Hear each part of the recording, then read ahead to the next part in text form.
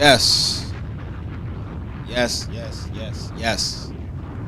Shalom, shalom, peace and blessings. Welcome back to the Born a Levi Experience here on G.O.C.C Media. And I am your host, Deacon Hazak. How are we all doing?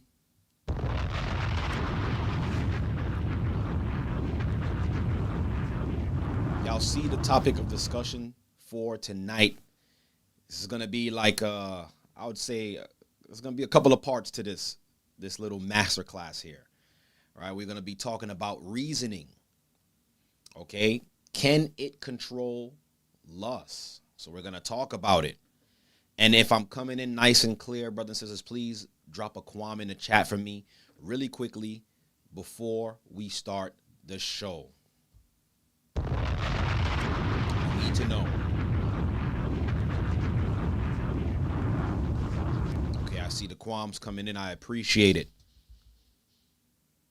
All right. I see the qualms coming in and I appreciate it. All right. That's what I like to hear. And that's what I like to see. Peace and blessings to everybody who's coming in right now. I appreciate you all. Yes, yes. And as you come in, please do us a favor and hit that like button.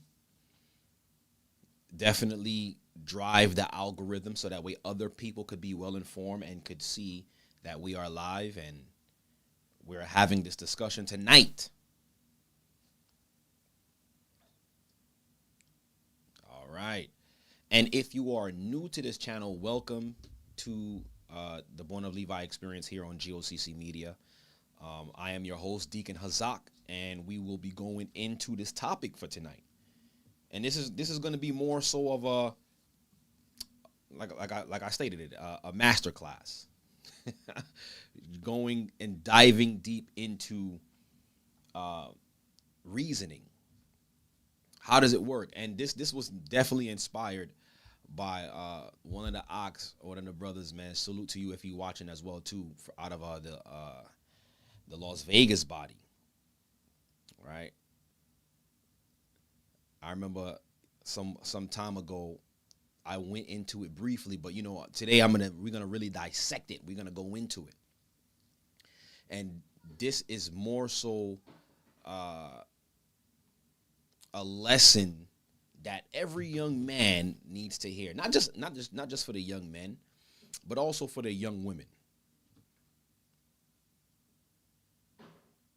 Okay? And even if you're not a young man or a young woman physically, if you just got baptized 3-4 months ago, you're a babe in the truth. So this is for you too.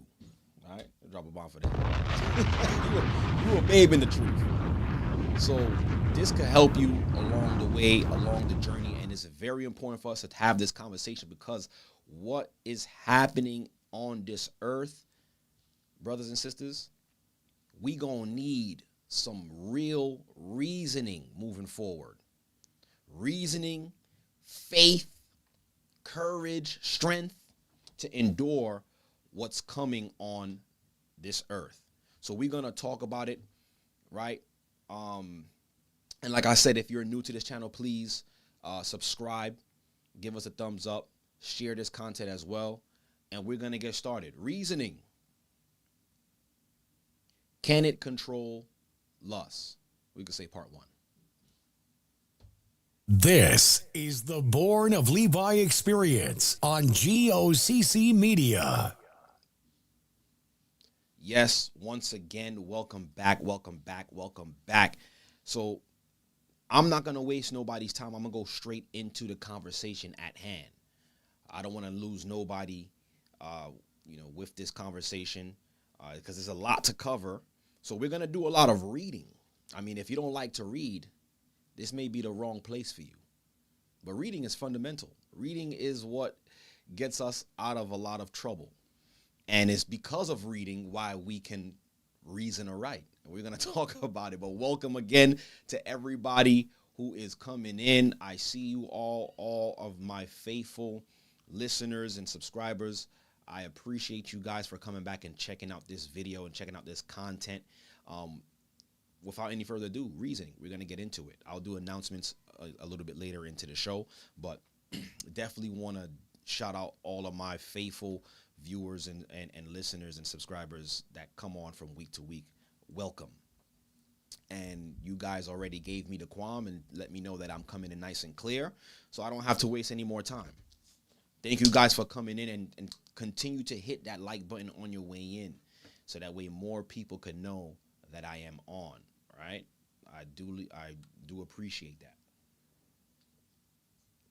So now,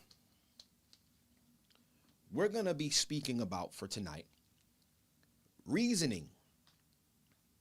And like I said in the beginning, I'm going to make this, I would say, a series.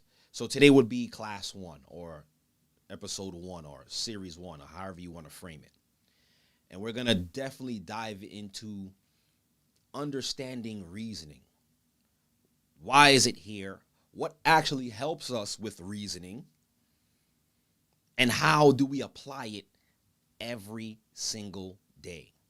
And like I said in the beginning when I first started the broadcast, is that reasoning is something that every young man and woman need to understand. Being that when you're young and full of youth, that's where your passions, aka your emotions, are the highest. And we have to understand how to govern these passions.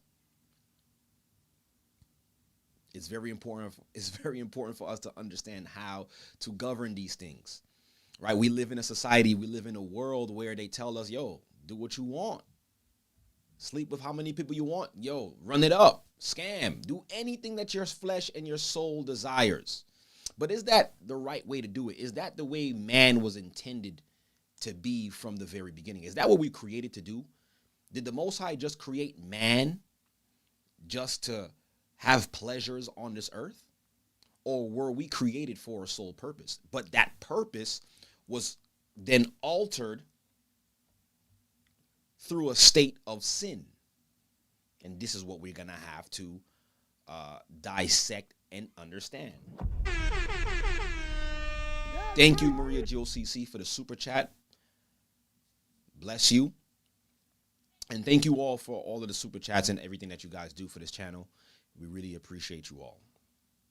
Right? So we're going to talk about it because I believe and I understand that had we had a level of understanding when it comes to reasoning when we were in the world before we came across the knowledge of Christ and the knowledge of who we are as a people, I believe if we had those tools, there's a lot of things that we would have been able to evade, right, in the world, as far as deception, fornication, adultery, right? You name it. Anything that is immorally unsound according to scriptures, we would have been able to evade had we had a level of reasoning in our corner.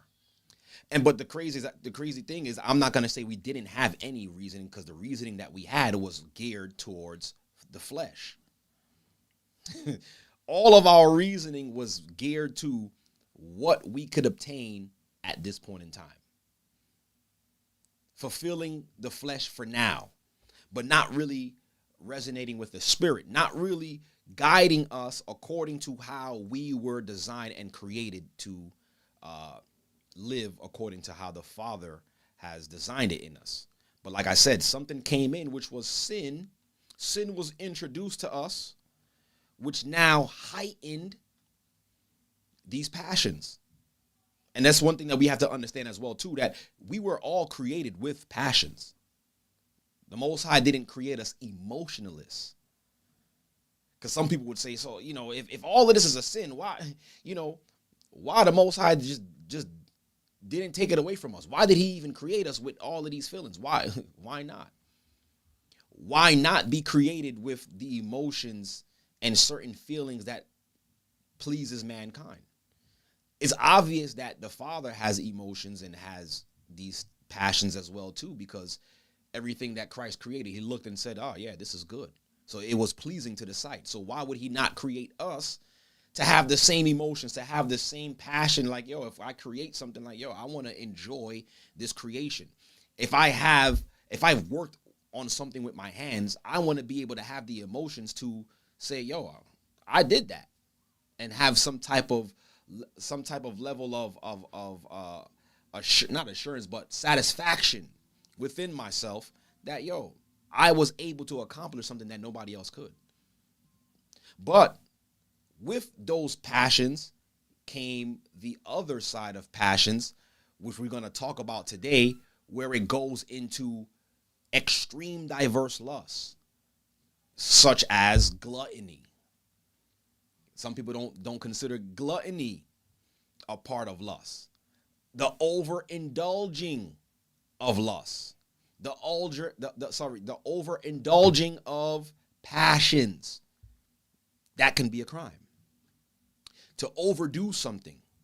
But there's something that's also there to help us govern these passions, which is called temperance. And we're going to discuss that as well too. Okay? And we're going to discuss that. Okay, somebody is saying the volume isn't consistent. Let me fix that for you all. Let me fix that for you all. See? I wish you guys would just be more honest in the beginning. When I say if it's qualm, don't just put qualm. It's like it's becoming second nature. Just put qualm in there, just to shut me up. But it's all good though. Let me fix this. All right, this should be better. This should be better. I shouldn't be going in and out anymore. I know what I did wrong, and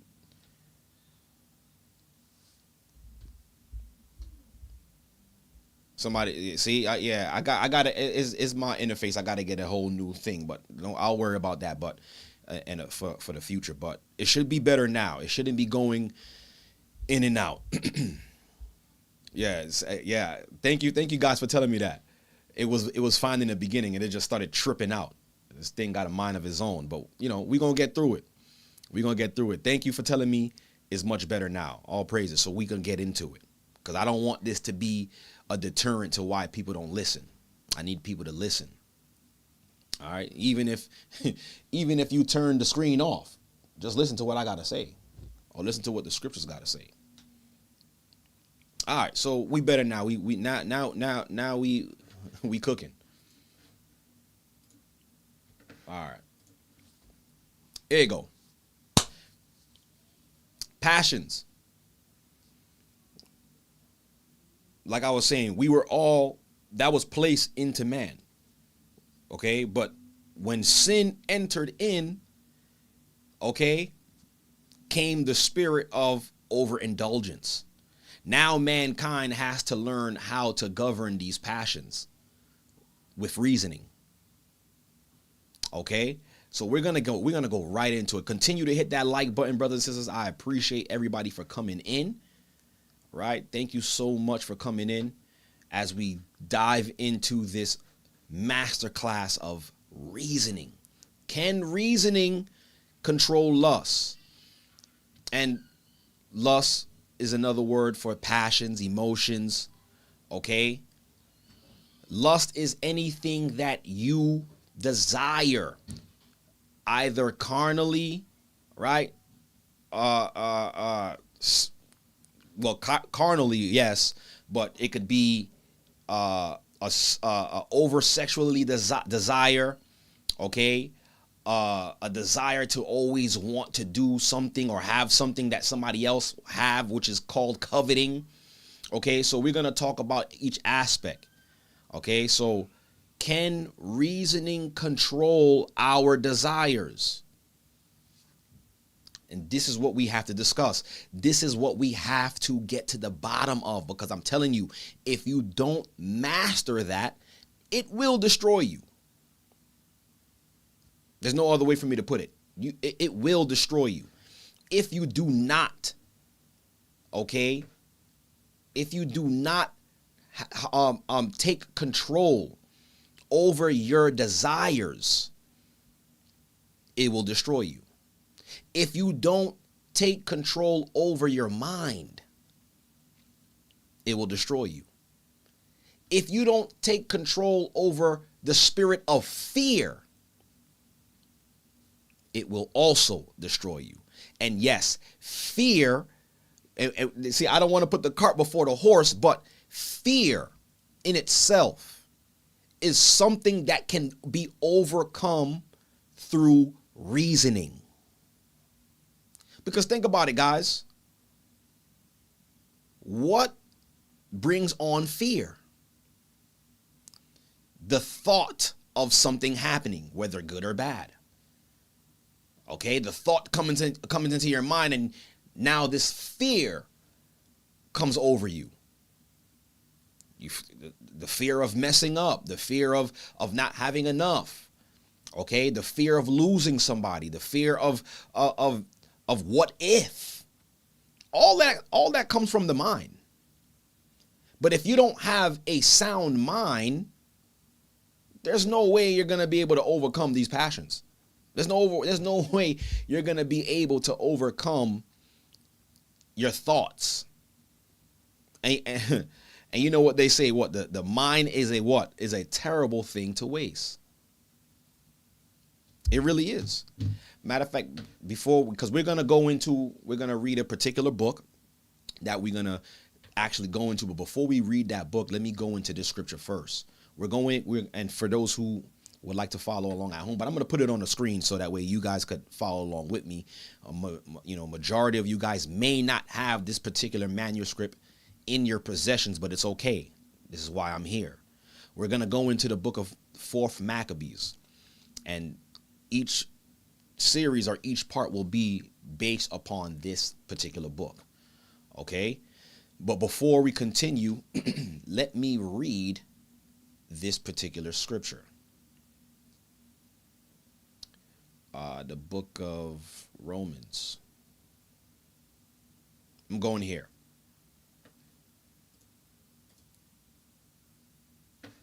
Okay. So you see it here.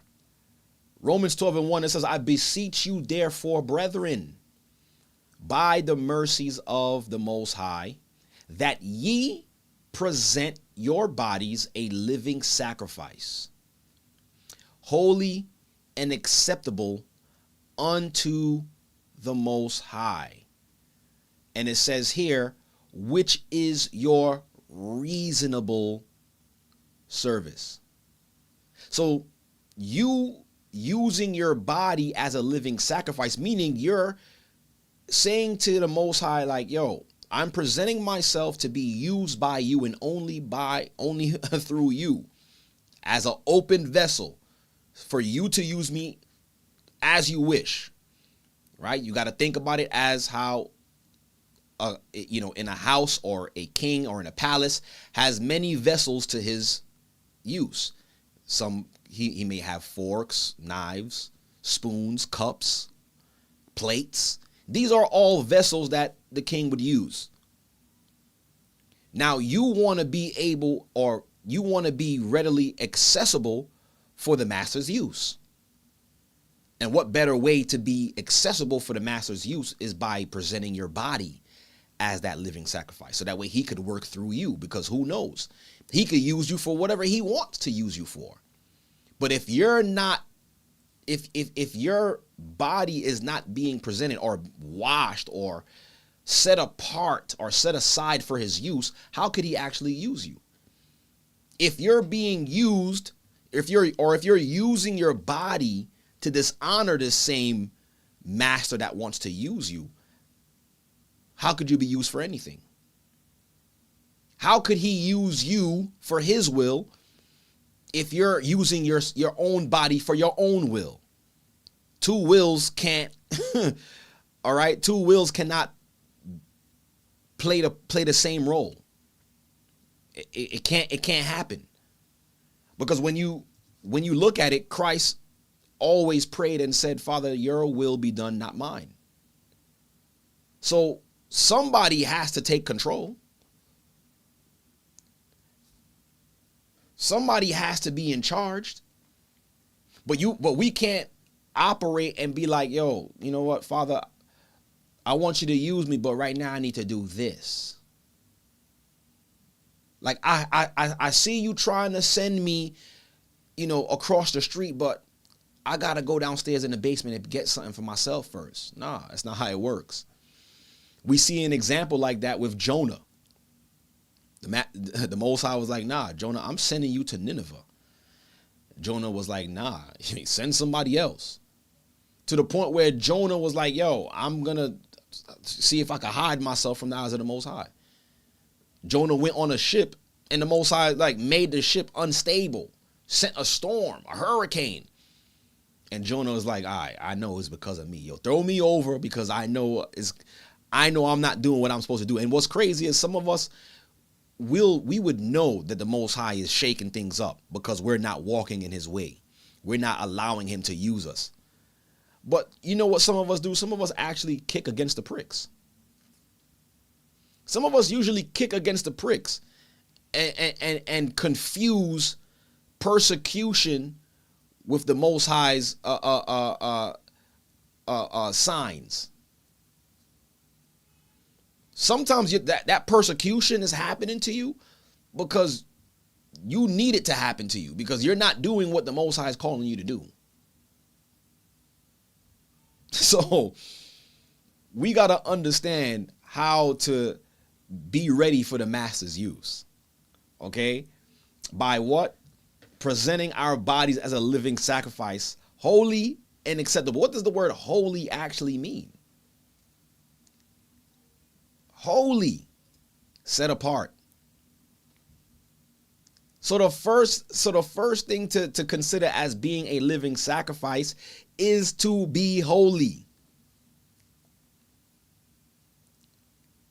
You set apart. Meaning, and in context, Paul is telling the church at Rome to present their body as a living sacrifice. So that means your body must be set apart. You ain't doing what everybody else is doing. Which is what? Acceptable unto the Most High. Which is your reasonable service. So he's saying this is reasonable. He ain't asking you for much. For everything that he's given you, everything that he's provided, that's a reasonable service. It shouldn't even be debated. Verse 2 says, and be not conformed to this world. So that's another thing of understanding of how to be set apart. By not conforming to this world. So now somebody may ask, what does it look like to conform to this world? Somebody may ask that. What does it look like to conform to this world? Everybody is doing as they please, with who they please, with no actual laws or rules to govern them. Everybody basically, no matter what TV show you're watching, no matter what reality show, people usually move according to how they feel. And is always tied to the pleasures of what makes them feel. Okay?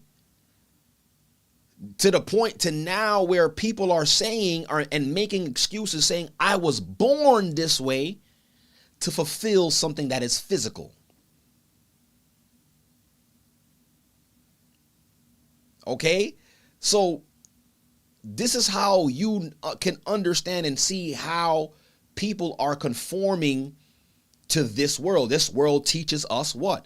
Do what you want. Do what makes you feel good. Love is love. YOLO, you only live once. Okay, and whatever crazy terms is out now, which I don't even know what's out right now, but whatever term is going on right now to make people feel like it's okay to be devious.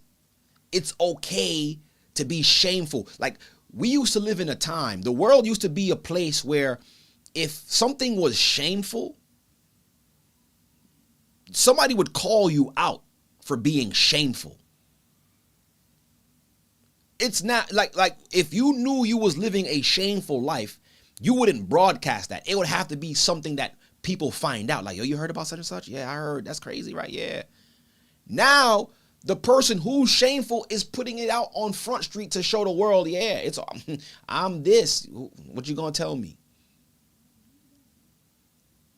And this is how people conform to the ways of the world, because clearly the ways of the world is contrary to a specific rule of morality, and we find that in the Bible. So this is how you know if someone is conforming to the world. If they're living their life with no rules, no moral obligation to a higher power, those people have conformed to the world, and we are not to conform in that way how people are conforming. That's the way how I can make it make sense for you all. When the scripture says, I'll read it again, and be not conformed to this world. Like I said, some people may be confused. How can somebody conform to the world? Easy. Living lawlessly. That's conforming to the world. Not being governed by a higher power. Excuse me. That's conforming to the world. But it says, but be ye what? Transformed by the renewing of your mind. You see? So to not conform to the world is to transform your mind contrary to how the world is operating. Everybody in the world is going left. You are going right. Everybody in the world is celebrating a specific holiday. You're following the holidays that's written in scripture. And we could go on and on and on for how to not conform to this world. And now, with understanding the transforming of your mind, there's still levels to how you transform your mind, the renewing of your mind. Because there's another scripture that tells us to be not over righteous over much. And we're going to talk about that. Where you could think that you're being so righteous, you transform your mind so much to the point where now you have alienated those who love you, and they don't even know who you are anymore. You've now given the gospel a bad name. So there's ways to do that, but the way how we're going to talk about how to do that today is through reasoning.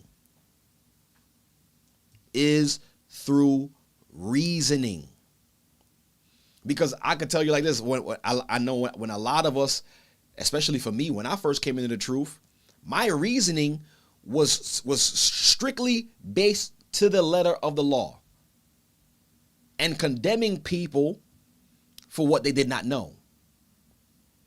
But as I matured in the truth and I grew in the word, then I started to reason, and then I started to understand how to be all things to all men, that I may what? Gain a few. But you could only do that with reasoning.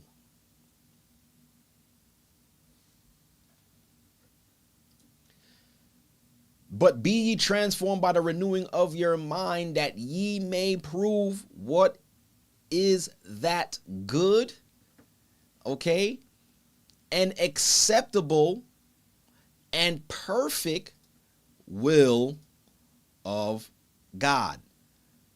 So when you look at what is the will of God for your life, you can only understand that by being an acceptable vessel for the master's use. You can only understand that by presenting yourself as a living sacrifice. No longer walking according to your own will, no longer doing what you want to do, but fulfilling the master's use.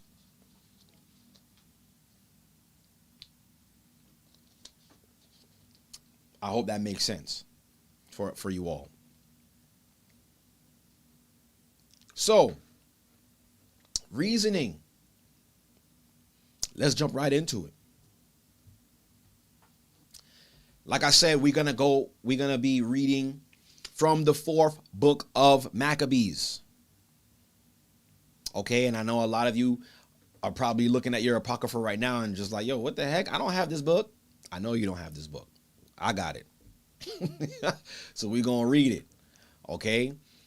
But you mainly find this particular book, this manuscript, in the Studiopigrapha of the Old Testament. Should I make it bigger? Is good enough? All right, this should be good enough. This should be good enough. Okay? So, like I said, we're reading from the 4th book of Maccabees. And as you guys come in, like I said, continue to please hit that like button because this is going to get really interesting. And we're all going to learn so much from this particular broadcast. Okay? Give me 1 second. Let me do something. I want to make sure that everything is everything. All right, sure. Yeah, I need this to show here. Okay. Yep. All right. So follow along with me. In the 4th book of Maccabees, masterclass on reasoning. Can reasoning control your desires? Can reasoning control your lust? And like I said, if we had this information, or if we were taught this way growing up, a lot of us would have avoided so much pain and trauma. A lot of us would have avoided so much guilt that we carried and we held on to just by reasoning. Just by taking a second and be like, you know what, let me think about this for a second. But what we're going to learn and what we're going to understand when it comes to reasoning, guys, is that reasoning goes hand in hand with the laws of the Most High or rules in general. So if you're living according to this world and you have no rules, you're going to see how your reasoning is affected. Okay, you're going to see how your reasoning is affected. Thank you, Yvonne, for the super chat. So now let's get right into it. 4th Maccabees, chapter 1. And I'm only going to do the first 3 chapters. And then the next class we'll do so on and so forth. Okay? So now, let's get right into it. Since the subject I propose to discuss is most philosophical, namely whether God-directed reason has complete authority over the passions, I would earnestly counsel you to give serious attention to its philosophy. For the subject is necessary, you see that? For the subject is necessary to everyone as a branch of knowledge. And also it includes the praise of the highest of virtues, which is prudence. Right? If then reason is seen to control the passions, so the word passions is also synonymous with our emotions. So if reason is seen to be have control over the passions which hinder temperance, that is to say gluttony and lust. So these are 2 passions here that reason actually has control over. Gluttony and lust. We know that gluttony is what? The overindulgence of what? Food. And it's not just food, period. It's any kind of food, anything. Nothing is unclean to you. Everything is clean. Because why? It tastes good. It satisfies what? The flesh. These are passions. Okay? It says here, it is also clearly shown to be superior to the passions which stand in the way of justice. Okay? So reasoning helps with justice. Or sorry, it helps with justice, but if you don't use reasoning, it stands in the way of justice, such as malice. You see it here. And to those which stand in the way of courage, anger, pain, and fear. So, like I was saying earlier, fear can be controlled by reasoning. But without reasoning, if you don't use reasoning, it stifles what's called courage. Not being bold for the Most High or for anything, vice versa. But it's the reasoning that causes us to stand bold, right? But without the reasoning now, it gives way for anger, pain, and fear. Anger, pain, people that hold on to pain and trauma. This is an attribute of not reasoning the situation that caused you the pain. Fear of the unknown, fear in general. Like growing up, right?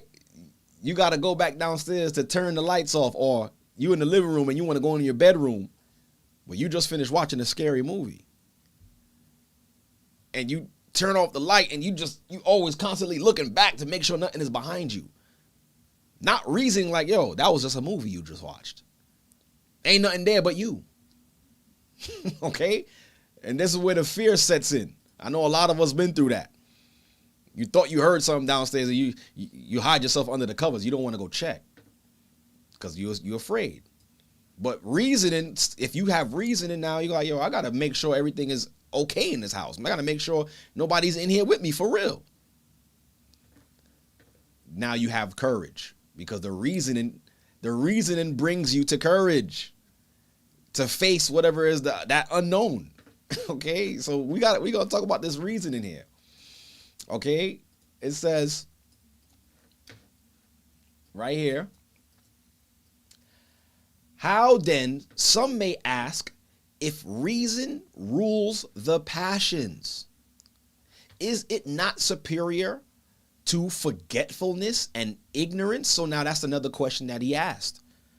If reasoning is superior to passions, why isn't it not superior to forgetfulness and ignorance? Why can't we use reasoning to not forget? Or why can't we use reasoning to not be ignorant in certain matters? But that's not how it works. Look, he's going to explain it. He says, their attempt at argument is ridiculous. For reason does not rule its own passions. Because it's part of what? The mind. So it doesn't rule over its own mind, but it controls what? The flesh, or the passions of the flesh. The spirit and the flesh. These two are what? The scriptures tells us these two are what? Contrary to another. They will constantly war with each other. Okay, because where's your spirit? In your mind. Okay? Where's reasoning? In your mind. Where's the thought of remembrance? Like, how do you remember things? It's in the mind. So we just learned that reasoning cannot control that of its own passion, which is part of the mind. But it can control the parts of the body that reacts or that acts physically. Okay? So it says here, it says, for reason does not rule its own passions, but those which are opposed to what? Justice, bravery, okay, temperance, and right judgment. These are the things that reasoning control or has control over. It has control over justice, whether somebody does right or wrong. It has control over bravery, whether you are brave or you are a coward. It has control over temperance.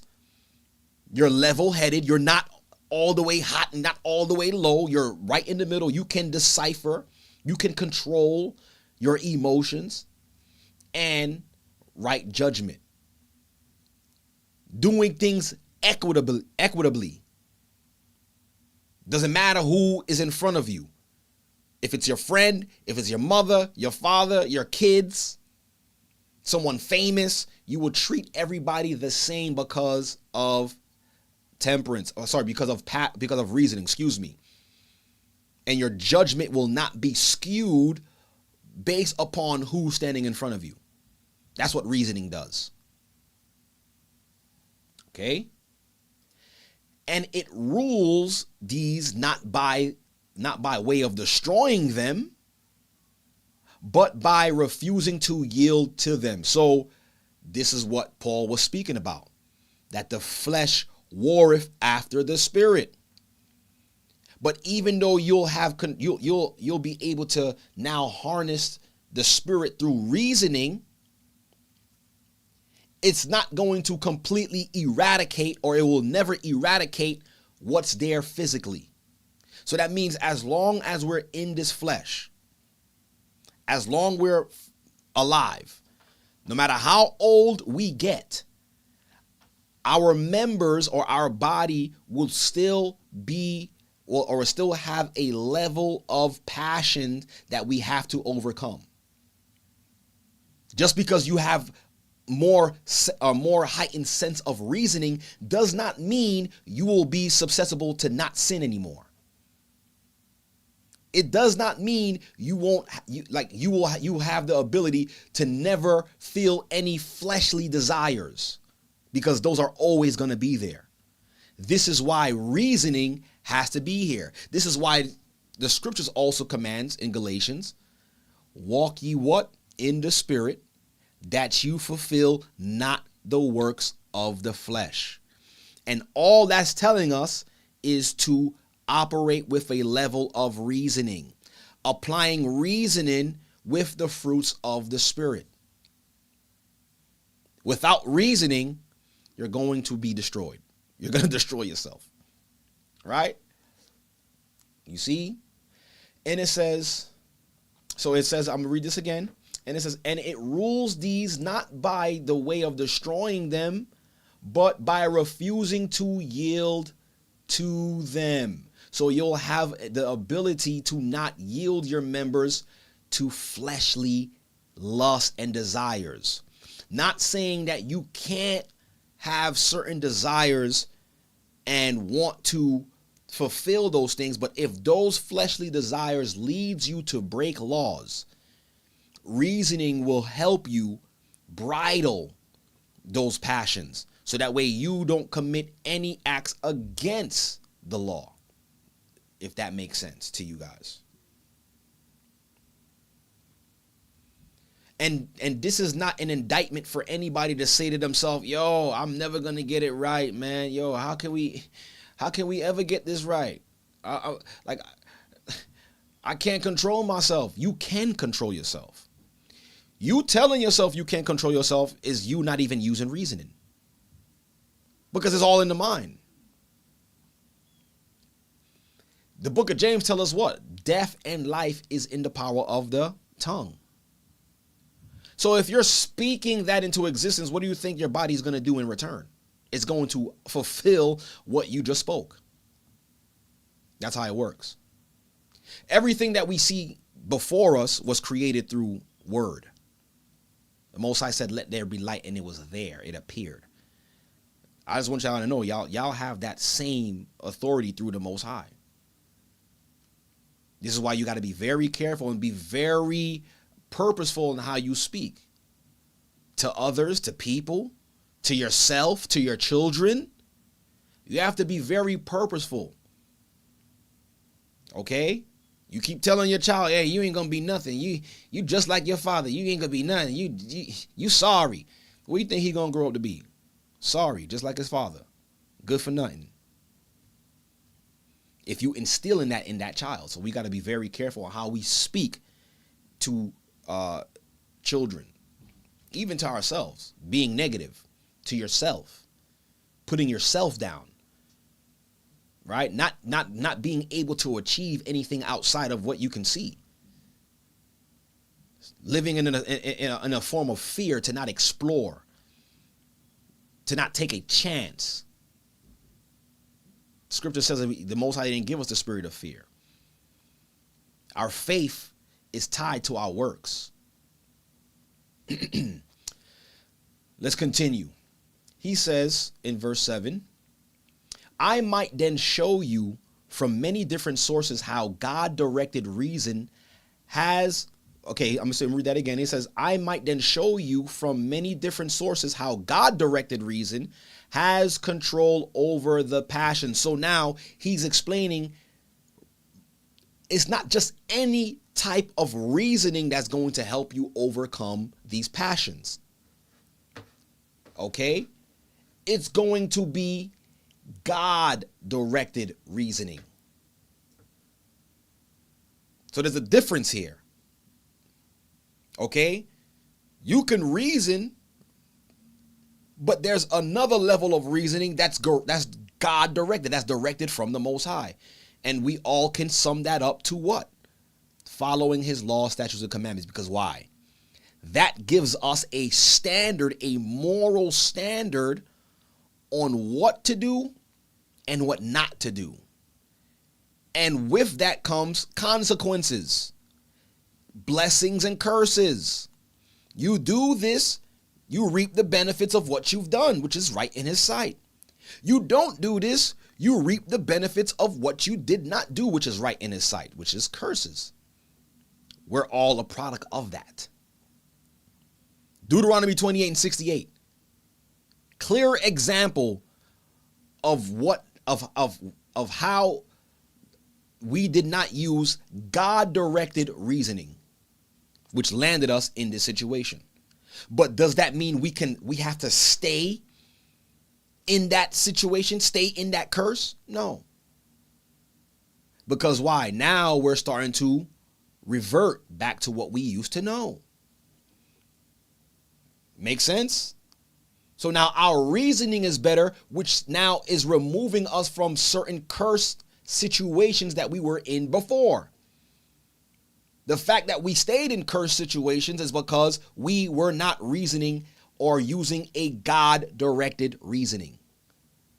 This is the reason why when you look in our neighborhoods, no matter what neighborhoods you find our people in throughout the four corners of the earth, it's always the same construct.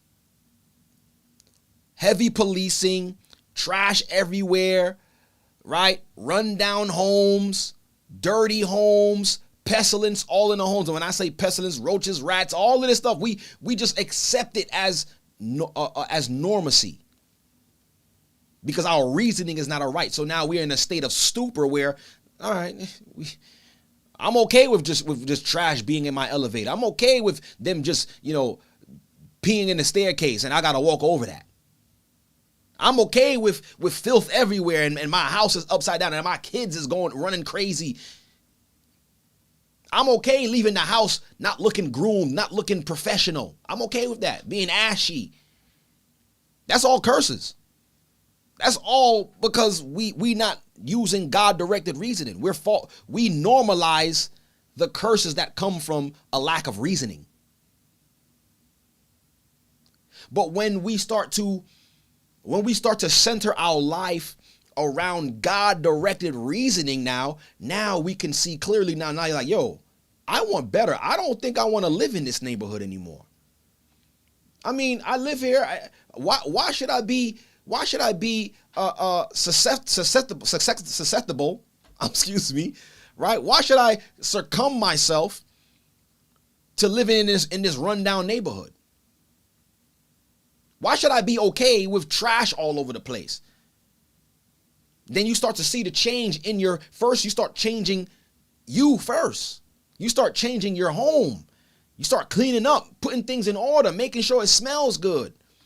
Now you start cleaning yourself up, making sure you look good, making sure you're healthy. What you more aware and more conscious of what you put in your body. That's a God-directed reasoning. And now when you look in our neighborhoods, you can see that our people don't have that God-directed reasoning, because look at the way they live. Not to come down on them, is because, we once were they. You understand? We once was them. But we can clearly see what it looks like to not have God-directed reasoning. Just look at our neighborhoods. Now that we are more aware, we say to ourselves, we don't need this heavy policing in our neighborhoods. Like, why should I live like this? Matter of fact, let me take my family to somewhere where I don't have to be faced with that. You start to dress better, feel better, because now the Most High is because now you're using a God-directed reasoning, and you can only take that on by applying His standard of living. And you can only find that, and I don't care what anybody tell you, God knows my heart. I live according to how I feel and being a good person. Hogwash. You could do that, fine.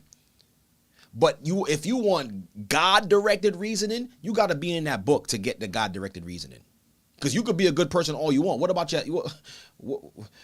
your diet? God has reasoning for that too. What about how you treat your children? God has reasoning for that too. How you treat your spouse, how you treat others, God has reasoning for that too. See? So he says, I might then show you from many different sources how God-directed reason has full control over the passions. So here it goes. The Most High gave us the remedy of how to control these passions. Not to eradicate them, because we could never eradicate them, because He created us with these passions. But now how to control them is what we're living this life to master.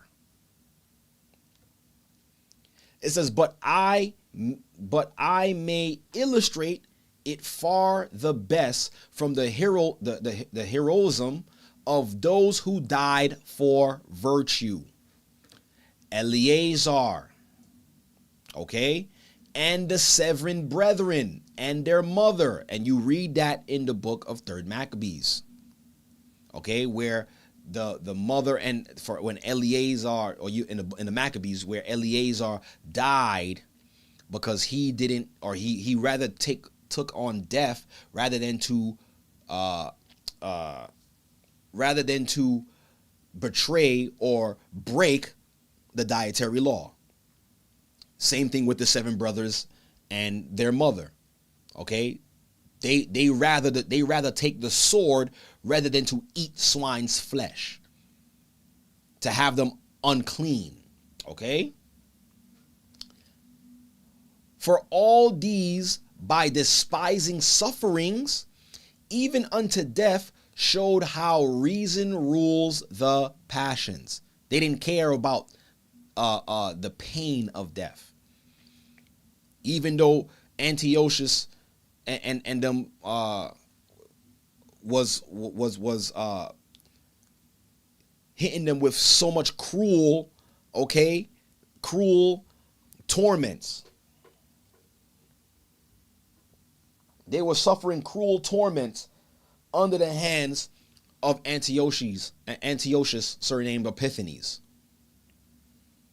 Okay, being dismembered, burnt alive, all type of manner of tortures they went through, they suffered because they didn't want to break the law. But they're saying here that reason was able to help them master the passion, the fear of pain, the fear of death. They had reasoning over that. It said, It says here,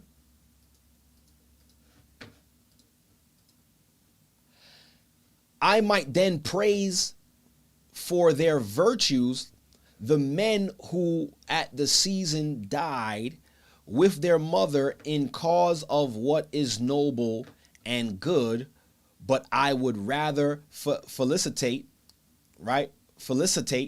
them on the honors they won. For by their courage and endurance they attracted the admiration not only of mankind in general, but even of their torturers. So even their torturers was astonished and had no choice but to give them props. Like, yo, these people, man, y'all willing to die for not eating pork? Yo. You see, and it says, and where's my cursor? And became the cause of the destruction of the tyranny which oppressed our nation, overcoming the tyrant by their endurance, so that our country was purified by them. So because of for their heroism and standing for truth and standing on their reasoning to not break God's laws, our nation was made purified before the sights of the heathen. Okay? But there will presently be an opportunity to speak about this when we have first, according to my custom, stated the general principle. After that, I will turn to their story, giving glory to the all-wise God. So later on, we will, not today, but in the next segment of this, we will read their story. Okay? But let's continue here. Reason and the passions. And brothers and sisters, once again, continue to hit that like button on your way in. Definitely appreciate you all. And welcome to everybody who's new, watching this for the first time. So let's continue on understanding reasoning. Can reasoning control our lusts, our passions, our desires, right? Here it goes. We'll continue by reading here. We inquire then whether reason has control over the passions. So that's the inquiry. Does reason have control over our passions, our emotions, our feelings? But let us define clearly what reason really is and what passion is. How many types of passions are there? There are. And whether reason controls them all. Reason then is mind choosing with sound judgment for life of wisdom. So there it is. This is what it means to have the reason. Reasoning or reason then is mind choosing with sound judgment the life of wisdom. Okay, that's what reasoning is. Okay, choosing with a sound mind of judgment a situation, being able to decipher, using sound judgment, the life of reasoning. So now how do we get sound judgment? I said it earlier, is a God-directed reasoning. And the only way you can get a God-directed reasoning, and I don't want to hear that I am God garbage or foolishness. We all gods. Okay. God, where's your rules? Where's your laws? What standards you go by if you're a God? We ain't talking about that. We're talking about the Most High God, the God of Abraham, Isaac, and Jacob. We find his reasoning in Scripture. First 5 books of Moses and all of the wisdoms thereafter. Okay? And it says, and wisdom, here it is, and wisdom, I'm right here. And wisdom is knowledge of things human and divine, and of their causes. So now we have wisdom of what? The spiritual and the physical. Through the Most High's wisdom, we can understand how things work, how things exist. 17. This wisdom is what we are taught by what? By the law. Crystal clear. See? He goes right into that. This wisdom is what we are taught by the law, by which we learn things divine with reverence and things human for our profit. Understand. So what does that mean in simplest terms? We understand the divine parts of the law, meaning the ceremonial parts of the law, sacrificial parts of the law. And he also said the things human for our profit. So now we learn civil laws, right? How do we conduct ourselves amongst each other? So these laws encompass both aspects: worship and how to live civilly with your neighbor. Basically what he's saying here. 18. And of wisdom, the types are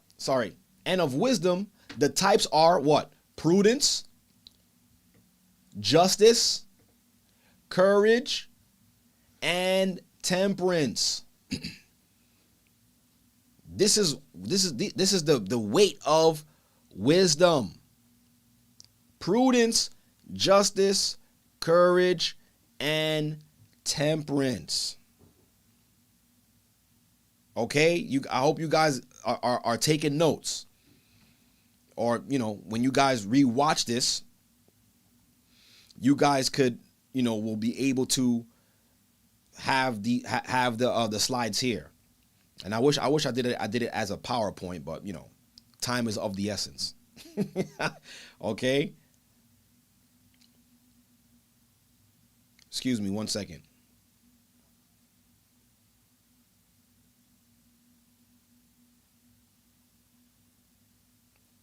Okay. So these are the types of wisdom. Prudence.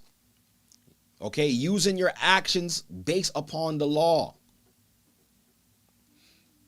Justice, right and wrong.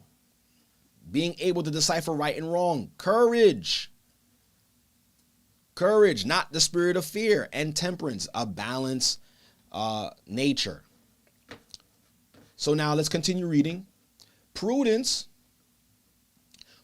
is the greatest of all.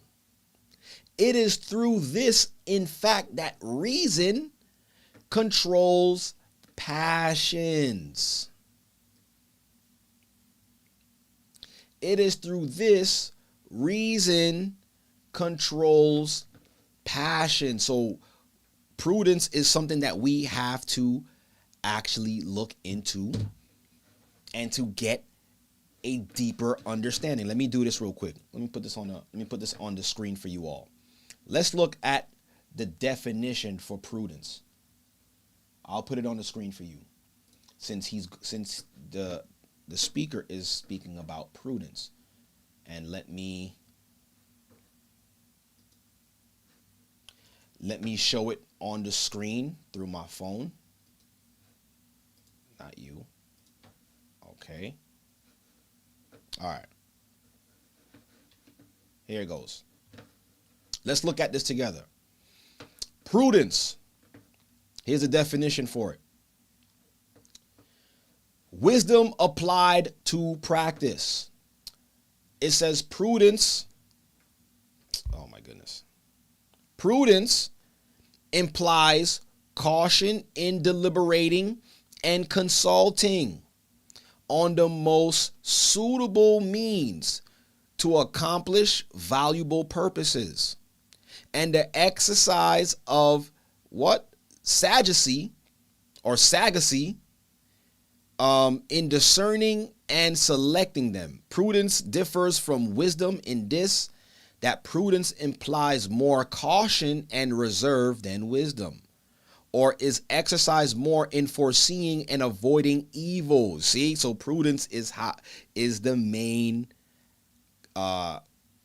component when it comes to reasoning. It says avoiding evil. It says then in devising and executing that which is good, it is sometimes mere caution or circumspection. All right. So now let's go back here. So he said prudence is the greatest of all. It is through this, in fact, that reason controls the passions. Prudence is applied wisdom, discerning between good and bad. Okay? Now of passion, 20, now of passions, the most comprehensive types are two: pleasure and pain. Pleasure and pain when it comes to passion. And of these, each is concerned with the soul as well as with the body. Okay? So these are connected. Pleasure and pain is connected with the soul. So now this also gives us insight too as far as what happens after death. After death, your soul still lives. And after death, your soul will still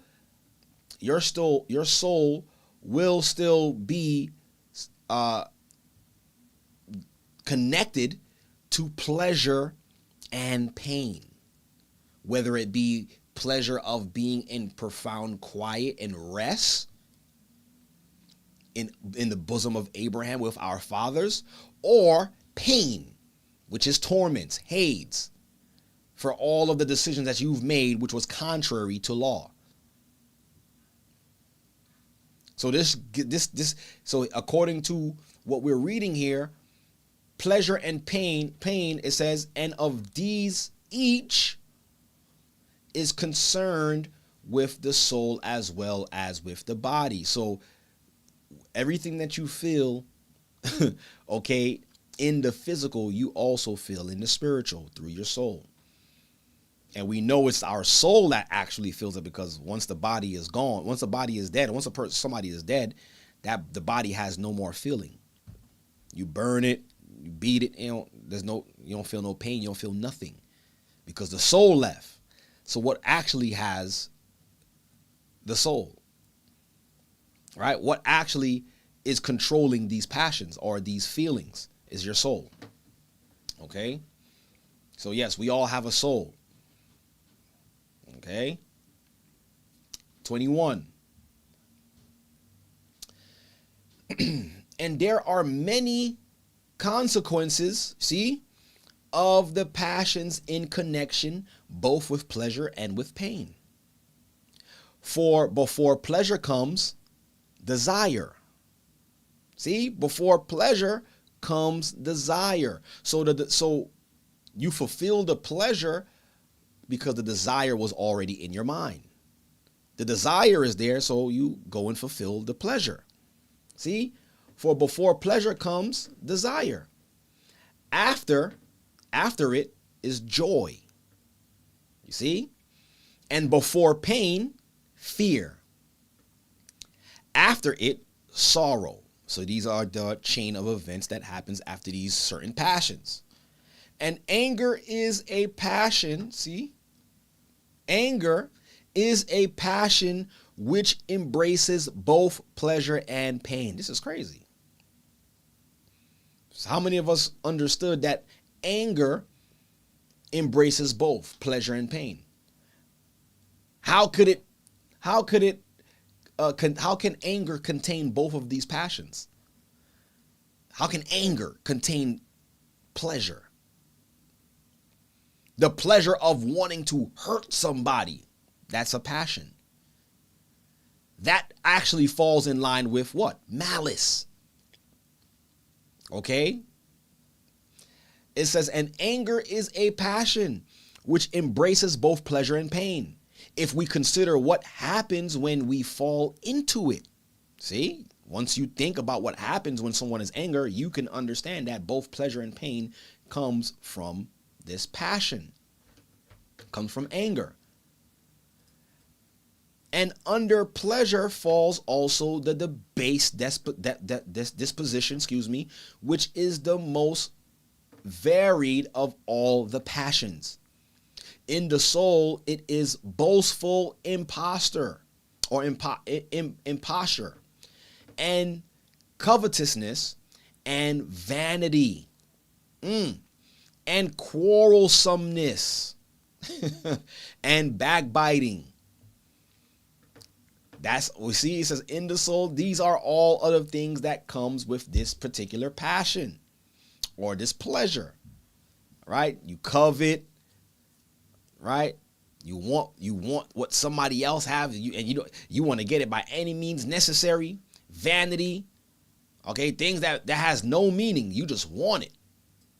This is the reason why advertisements exist, to feed vanity. To feed it. And quarrelsomeness. People who like drama. And you know you like drama. And not just they know people love drama because that's what they push out there. Almost every reality TV show deals with quarrelsomeness, deals with drama. Gossip. According to what we're reading here, it falls under a pleasure. It falls under the pleasure receptors in our brain. Our brain gives off a level of dopamine for this type of nonsense. You know what I'm saying? So if you like that kind of stuff, that's on you, hey. And even backbiting is a form of a pleasure. How many of us knew that? How many of us knew backbiting was a form of pleasure? Because what? It falls onto gossip too. Talking about somebody, girl, let me tell you. Or matter of fact, what's the new thing? Let me give you the tea. I got the tea for you. And what does that do to to a person's brain when they hear that? Oh, I'm about to hear some news. It's a pleasure. It's a form of pleasure. How much of us knew that? Backbiting. And you see, not all pleasure is good pleasure. We got to be mindful of that. What it says here, verse 27, and it says, and in the body indiscriminate eating is also a pleasure. This is also a pleasure. It says indiscriminate eating. You don't care what it is. You eating it because it look good, it smell good, it look good. Let me try that. Okay? Indiscriminate eating. And it also goes into gluttony. A gluttonous spirit. That's like now you just eating just to eat. You're not even eating to nourish your body because it tastes good. Like, I'm gonna snack on this, and you just snacking and overindulging. And mind you, the first scripture we read in the beginning was what? Presenting our bodies as what? A living sacrifice. And we have to understand that your diet is also tied to how the Most High could use you.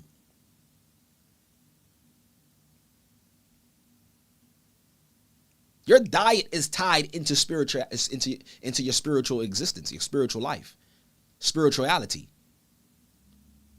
Your diet. I wonder if y'all thought about that as well too. So indiscriminate eating and gluttony is also a pleasure. What else? And gormandizing and gormandizing in secret. You got a secret stash in your room or in your bag of snacks and goodies. Gormandizing in secret, man. Look, 28. Pleasure and pain being as it were two trees growing from body and soul. Look at that. So it's tied together. Two trees growing from within our bodies. So this is why we can never do away with either or. Both is needed. But now is to learn how to control the part that we have, which is needed, which is pleasure. You have to learn how to control that. You can only control that through reasoning, and this is what we're learning today. See? It says, pleasure and pain being as it were two trees growing from the body and soul, there are many offshoots of these passions. So what are the offshoots? It says, each one of these, the master gardener reason purges. You see? Each one of these, the master gardener, which is called reason, purges. As he prunes and binds up the irrigates and directs the water in all directions, bringing into cultivation the wild thickets of dispositions and passions. For reason is guide of the virtues. Reason is the guide. But supreme mastery of passions. See? But reason has the supreme master, or it should have the supreme mastery of your passions. And this is the reason why, like I said, if you look at the world is not being led by godly reason. The reason that the world is being led by is being led or controlled by passions. Where you should be using your reason to direct your passions. But in this world, your passions is leading what? Your reasoning. So people in this world tend to make decisions based off of how they feel. Emotional decisions. The flesh has now more power over their spirit. That's all we see in this world. And like I said, today we're learning how to overcome that, how to make sure our reasoning sits in the front, which is prudence, to direct our ways. Prudence. Where we at? Mark, therefore, in the first place by controlling, let me read from 30 again, because it's a continued thought. For reason is guide of the virtues, but supreme mastery of passions. Mark, therefore, in the first place by the controlling acts of temperance, how reason is supreme lord of passions. It should be crystal clear here. Reason is the supreme lord of the passions. But in this case of what the author is speaking of is a God-directed reason, which has supreme lord, or is supreme lord over our passions. Temperance, of course, is controlled of the desires. So now we're going into temperance. Temperance controls the desires. Let me put it up on the screen for you. Let's look at the definition for temperance. So he said, temperance is control of the desires. Temperance. What it says? Moderation. That means in your brain, you have a governor or a limiter. Temperance is used to tell you, okay, you're wilding right now. You need to relax. And can you understand? Can you guys believe that there's people in this world that don't have a chill button? That's what people call a chill button. What the world call a chill button. What they used to say, and then they take a chill pill. I don't even know. I don't know who created that. Take a chill pill, but you know that. You ODing. How young people say, yeah, you ODing. That person does not have temperance. They don't have what's called moderation. Moderation, particularly habitual moderation. That means that's something that you habitually can do. You don't need nobody to tell you to calm down. You don't need nobody to tell you to chill. You don't need nobody to say, "Oh, this person ain't crazy. I can't go nowhere with this person. He always wilding, ODing. You have no filter. You don't have temperance." Especially, and for the people out there who say, I'ma say what I want to say, how I want to say it, when I want to say it, you need to check that too. Because that's showing that you don't have temperance. Like, who wants to be around somebody, okay, who can't bridle their tongue? Nobody wants to be around that kind of person. You say what you want to say, how you want to say it. You don't care who you offend because I'm being real, right? No, you don't have any temperance. You don't have any control. You're out of control. So if you're out of control, who really is in control? Temperance is a fruit of the Spirit. So if you've been baptized, born again, and you talk about something, I say what I want to say, how I want to say, who cares? Have you really been born again? Are you really operating in the fruit of the Spirit? Not everything needs to be said. Temperance. Habitual moderation in regard to the indulgence of the natural appetites and passions. Natural appetites, which is food, and passions, your emotions and feelings. If you can't control how much you can eat, you lack temperance. You're ODing. Okay? You wilding out. You can't control yourself? You wilding. You ODing. I'm using the modern terms that the scriptures tell us about. Temperance is basically telling somebody you wilding. You don't have temperance, like you wilding. So now, you can have control over your appetites. And this is why fasting is key. What profit, or if we're going to consider ourselves disciples of Christ and really say we're servants of the Most High, we got to ask ourselves, what prophet or disciple didn't fast or didn't eat in moderation?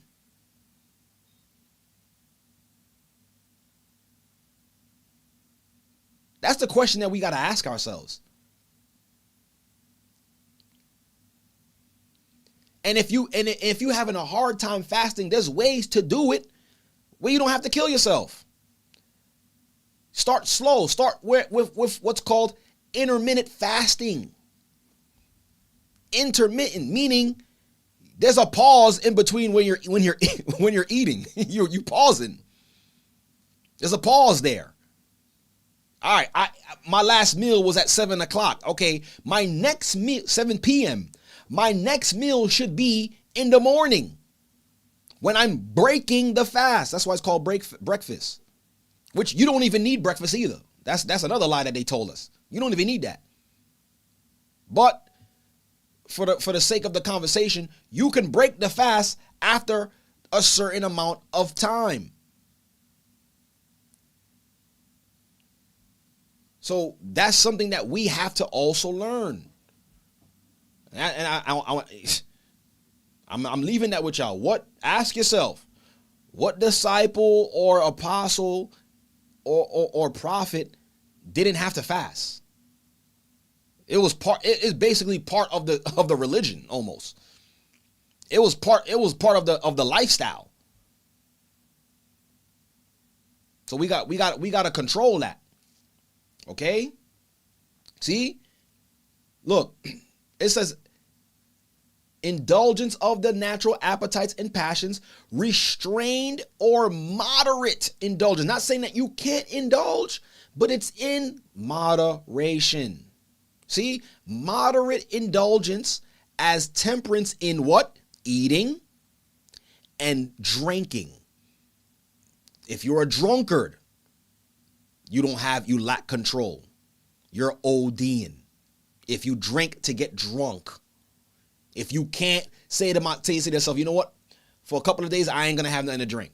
If you can't do that, you have a problem. You're ODing. You don't have temperance, right? It says eating and drinking, temperance in the indulgence of what? Joy or mirth. You could even not have control in being overly joyful. A situation where it calls for everybody to be serious, you the one cracking the joke. What? We having a serious conversation trying to figure out what we about to do, and you come out of nowhere like, yeah, you just make a joke that nobody, like, yo, everybody looking at you like, yo, what? What are you talking about? We're talking about this right now. Where you coming from with this? I'm just saying, though, you know what I'm saying? No, I don't understand. You know what I'm saying? I don't know what you're talking about. Sometimes people need to just read the room. And you know what's scary? You know, I don't want to say it's scary, but what's sad? There's a lot of people who can't read the room. There's people out there who genuinely can't read the room. Walking into a situation and you didn't really like spy out what's happening before you said anything. There's an overindulgence in joy and mirth. Okay? Temperance in eating and drinking is opposed to gluttony. So if you are temperate in eating and drinking, then the opposite of that is a glutton. You living in the spirit of gluttony. And drunkenness, and in other indulgence to excess, not just food and drink, but anything that you indulge in excess is a lack of temperance. And this is why I don't be feeling bad. Like, you know what I'm saying? My wife always watching this dang show, My 600 Pound Life.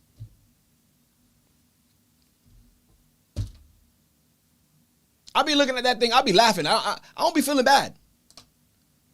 Because one is a spirit, but they're allowing themselves to continue in that space. And granted, I understand that there's some people who deal with self-esteem issues, that deal with motivation. But there got to be a point in time where if you're watching your life dwindle and your activity is causing you to harm yourself, so you got to snap out of it and be like, yo, I'm about to die here. Like, yo, if I eat one more sandwich,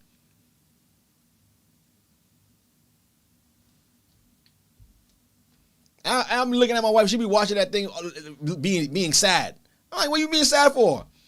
Like, how are you watching the show to be sad? I want to watch a show so I want to enjoy it. You can say, oh my gosh. She gonna kill me when she see this. But hey, my 600 pound life. I don't get that show. And the thing is, instead of them, the producers and creators of that show creating something to help these people overcome that spirit, because it's a spirit at the end of the day, helping them retrain their mind, they're filming those people's destruction. I don't want to see that. It's sad, right? I don't want to be seeing that. But that goes to show that these people are not being directed with godly reasoning. Godly reasoning. So we just read about temperance. Temperance, let me read that again. Temperance, of course, is control of the desires. And we just read we just had the definition for temperance. Shea Butter Therapy says, I do like watching it too. I don't know what's wrong with y'all. How y'all like watching that joint? I'm not watching no show to make me sad. I'm not doing that. Yeah, yo, it must be a woman thing. Right? So it says here, 32. Where we at? 32. And of the desires, some belong to the soul. Okay, so some of the desires when it comes to eating and drinking it's connected to the soul. You want to eat a good meal and it hit that soul. That's why they call what they call our food soul food. See, Judah, Benjamin, and Levi, we got the food to connect with your soul. Not just Judah, Benjamin, and Levi too. Northern Kingdom. Okay, I've had some great Spanish food. So all 12 tribes, our food is soul food. Our food could connect with the soul. Right? It says, and of the desires, some belong to the soul, some to the body. And reason is seen to control both. Okay? For how is it that when we are tempted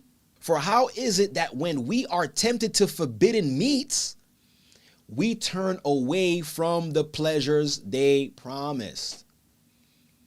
You see? So before before we came into this truth, a lot of us used to indulge in unclean or in forbidden meats. Don't act like y'all forgot. Y'all used to be first in line at the buffet, Japheth buffet. All you can eat, shrimp and all of that, crab, lobster, and everything. Don't act like you're not too far removed. Yo, let me get a triple baconator. Extra bacon on that. Y'all used to stomping that thing. One bite. This is why he said, for how is it that when we are tempted to forbidden meats, we turn away from the pleasures they promised? Because what? What revived us? What gave us the reasoning? Leviticus chapter 11, the godly reasoning. Godly reasoning said in to be like, yo, thou shalt not eat the swine and all of the other unclean meats. You see, this is how godly reasoning was or is superior to what we feel as far as pleasure. So yes, so godly reason can control pleasure. Okay? It says, it is not because reason is able to control the desires. Sorry. Is it not? I'm gonna read that. I read that wrong. Like the punctuations is not even in the right place. But hey, I may do it. It says, is it not because reason is able to control the desires? And that's the question he asked. And the answer is yes. Reason can control our desires. But now the question is, what kind of reasoning? Worldly reasoning or godly reasoning? Okay? That is my answer. That's what he says. Therefore, when we desire things from the waters or birds or animals, all kinds of meats forbidden us in the law, we abstain on account of the control of reason. You see? You see? So it's the law that gets us to reason. And you know what's so funny? Let me pull this up for you guys too. Look what Paul, remember, I don't know if y'all remember when Paul said this.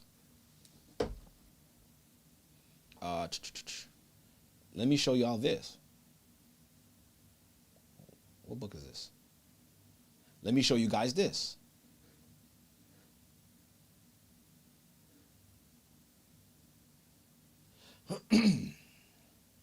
Let me show you guys this, what Paul said.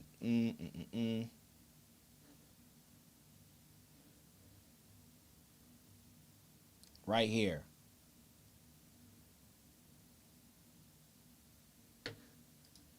Right here. Let me put it up on the screen. Right here. Romans 7. Let me start here. Matter of fact, start at verse 12. Romans 7 and 12, it says, wherefore the law is holy and the commandment holy and just and good. Was then that which is good made deaf unto me? God forbid. But sin, that it might appear sin, working death in me by that which is good, that sin by the commandment might become exceeding sinful. So it was the commandment that exposed what sin was to Paul. For we know that the law is spiritual, but I am carnal. See? Sold under sin. So we're all carnal. We were all born carnal. We all have and was created with these passions. But this is the reason why we needed God, a God-directed reasoning in our lives, which is the law. Look, he said what? He says, for that which I do, I allow not. For what I would, that I do not. But what I hate, that I do. So you see, he's speaking about a struggle that's happening within him, because he knows I should be doing this, which is right, but he does the opposite because this is what his body wants to do. He says, if then I do that which I would not, I consent unto the law that it is good. So if he wants to figure out if something is good for him to do or not, he would consent to the law of God to see if it's permissible to do so. And this is how we can understand that the world is not using God, a God-driven reasoning system. You see? Now then it is no more I that do it, but sin that dwelleth in me. So it's the sin or the flesh that's in him that wants to do contrary to the law. Okay? Let me pull up one more part here. Okay, now that's it all I want to get on that. So even Paul was speaking about that. These desires. Okay, but how he had to use, or how he uses the law to direct his reasoning to see if this is good or not. And without that, you're going to fail every single time. Okay, where are we at? 34. No, we read that already.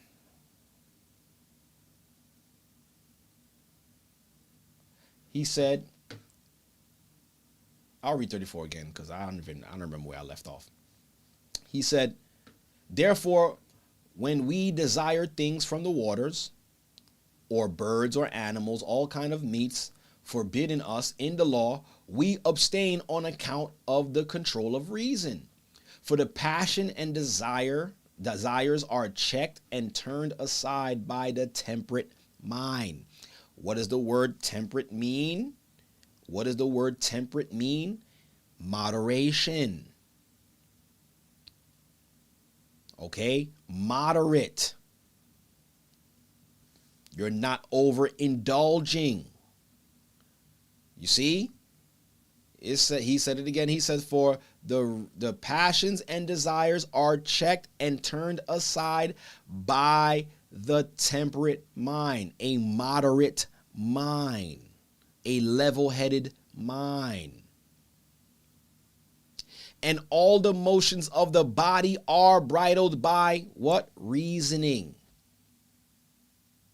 So if you don't have control, if you are out of control,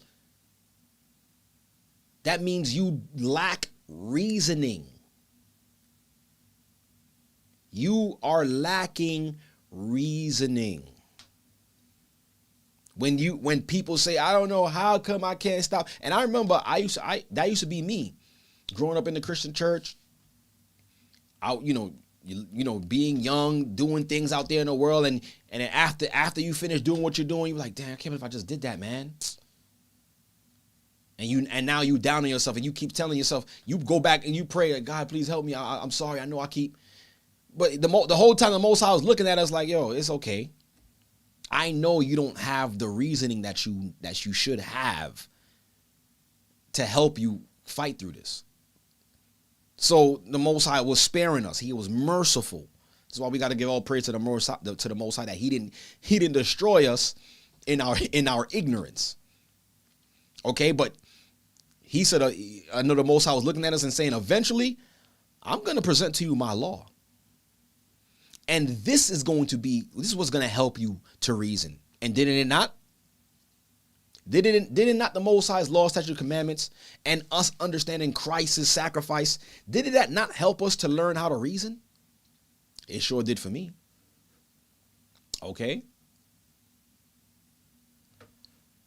It says, and he says, and all the motions, see, all the motions of the body are bridled by reason.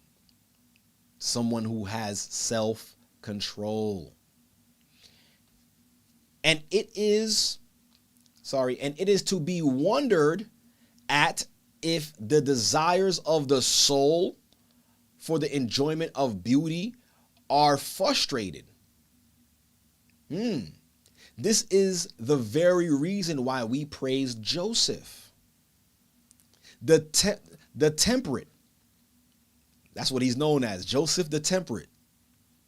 Because by the power of mind, he conquered the desire of pleasure. See?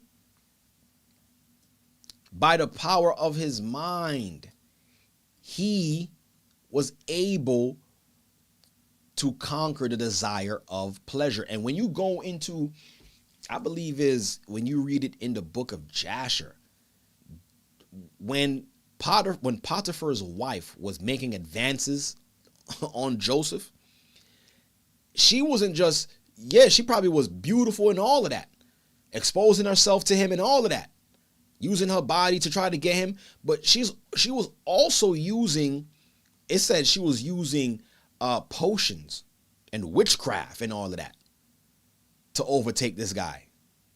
But we're reading here that the power of his mind was able to overcome, to overcome her advances, to overcome the pleasures that came or the desires that he had, that he may have had or felt or was being led to believe he had. See? It says, for though a young man and subject to the prompting of sex by the power of reason, he brought to nothing the fierce impulse of the passions. Being young, full of energy. That's what I was talking about. Being young, full of energy, right? Having a whole lot of energy. Your emotions is all over the place, right? You're intemperate, doing everything just crazy. As a young man, Joseph was able to have that in subjection. That goes to show that Joseph was exposed to a level of morality at an early age, which guided him, and it was a godly morality, which guided him and aided him in these times. See? And reason is seen to control the prompting not only of sensual pleasure, but of every kind of desire. Reasoning can control any form of desire. For the law says, thou shalt not covet thy neighbor's wife, nor anything that is his. So Joseph understood that.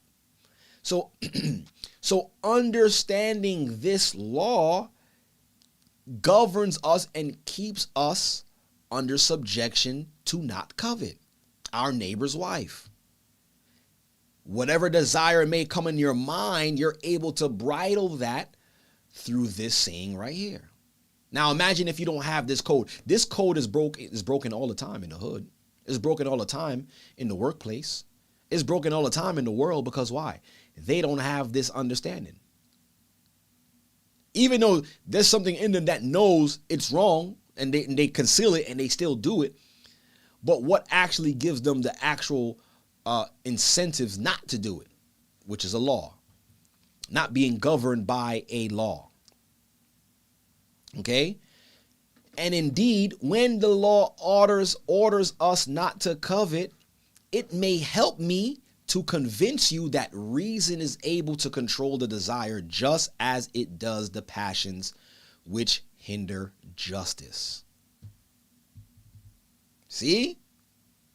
For when a man is naturally a secret gourmandizer, or a glutton, or a drunkard, how is he taught better unless reason is clearly lord over the passions? And this is what we were saying. How can people, everyday people that's living in the hood, or just people in general, how can we understand that we deserve better, or our living conditions should be better, lest we have a sense of reason to say, okay, it shouldn't be like this. There's something that's happening to our people in the ghettos that's not allowing them to understand that their living conditions is insane. There's nothing there to help them reason that there's something better out there. There's no reasoning happening. See? It says, how is he taught better unless reason is clearly lord over the passions? Your passions is what's keeping you in that lower state. Your overindulgence in sin is keeping you in that low estate. But unless you are taught better in reasoning, and you have a better sense of reasoning, now you can see, okay, I can control these passions that's keeping me in a low estate. Now you desire better. That's how it works. And then I'm pretty sure it was like that with a lot of us. Yes, Julian Davis says it great. Scales. Oh no, I thought he was saying scales off your eyes. He's probably watching it a little later. But the scales actually fall off of your eyes for you to see, like, yo, oh shoot, I was doing this. I used to live like this. I used to be doing this. That's because we didn't have the godly reasoning. See? And this is the reason why he said reasoning is clearly lord over our passions. As soon as a man orders his life, oh, look at this. This is the jewel right here. Let me highlight this. Let me highlight this. He said, as soon as a man orders his life according to the law, even if he be found of money, he does violence to his own disposition, lending money to the poor without interest and canceling the debt at the 7th period. So the law gives us that moral understanding of how to lend money to the poor. and to not hold them accountable if they don't repay you within the 7 years. So the law teaches that. The law, okay, can teach us how to live morally amongst each other, how to live civilly. Because there's a law that says this is what we're supposed to be doing. See? Or if a man is miserly, he is ruled by the law through reason.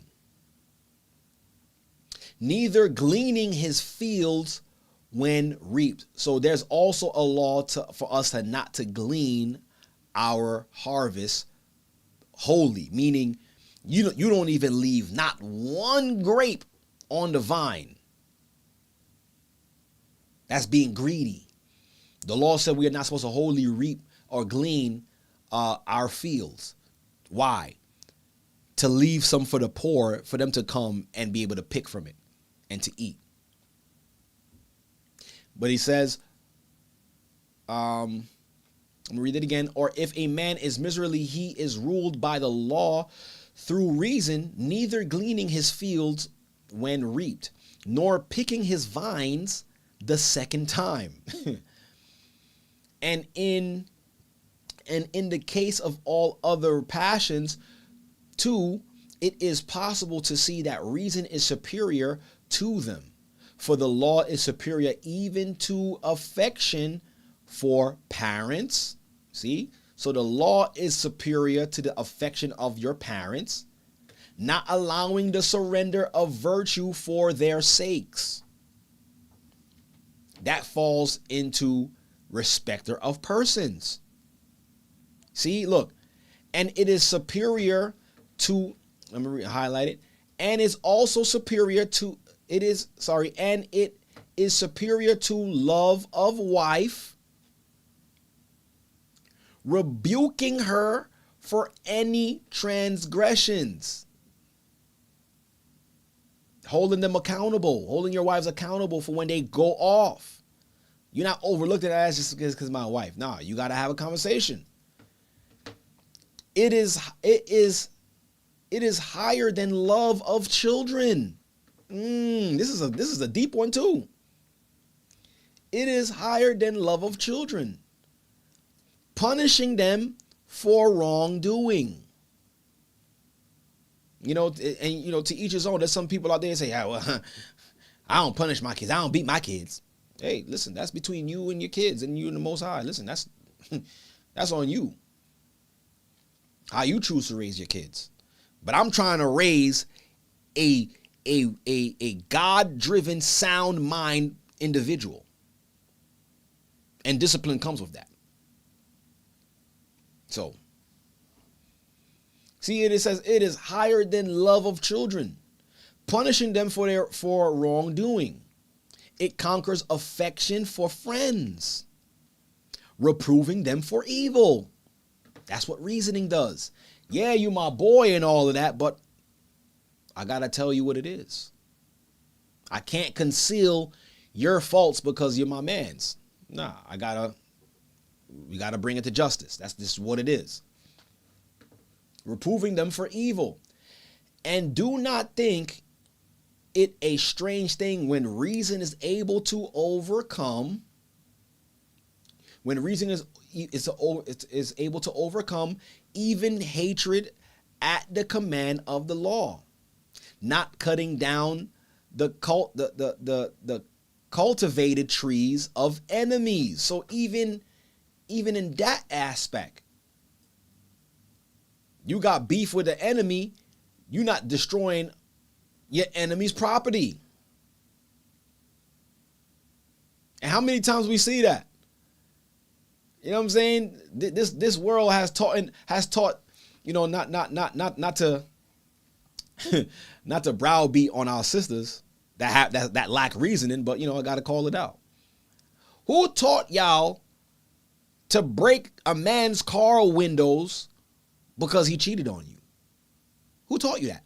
Like what is that doing? Like, is that going to reverse what the man did?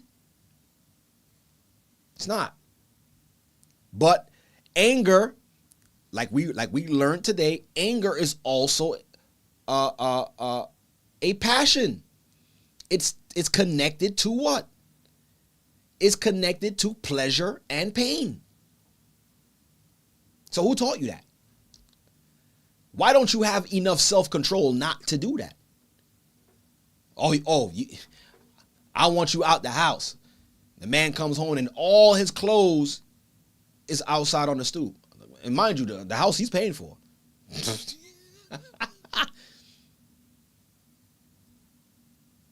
Road rage. You see? All of this stuff counts as that. Not cutting down the cultivated trees of enemies. Saving hostile property from looters and repairing ruins. And reason is seen to rule even the more violent passions. Ambition, vanity, boastful imposture, pride, and backbiting. For all these evil passions, the temperate mind repels. So a temperate mind can repel the spirit of vanity, can repel boastful imposture, okay, backbiting, pride. A temperate mind repels that. If you have a temperate mind, you ain't gonna fall into these type of passions, okay? For all these evil passions, the temperate mind repels, as it repels anger too. So even in a state of anger,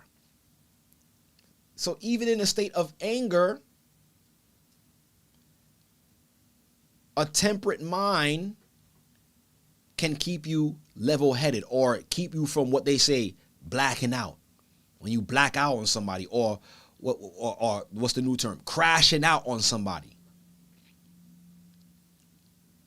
Okay? Reason. A temperate mind can help you from not crashing out. People, when you watch videos of people crashing out, all reasoning went out the window. That joint left last week. Packed up all his things and left. And now it's just you with your passions now. For it rules over this as well. Listen to this. Look at this. See, look at this great example right here. When Moses was angered with Dathan and Abiram, right? He did not act angrily towards them, but directed the course of his anger by reason. See?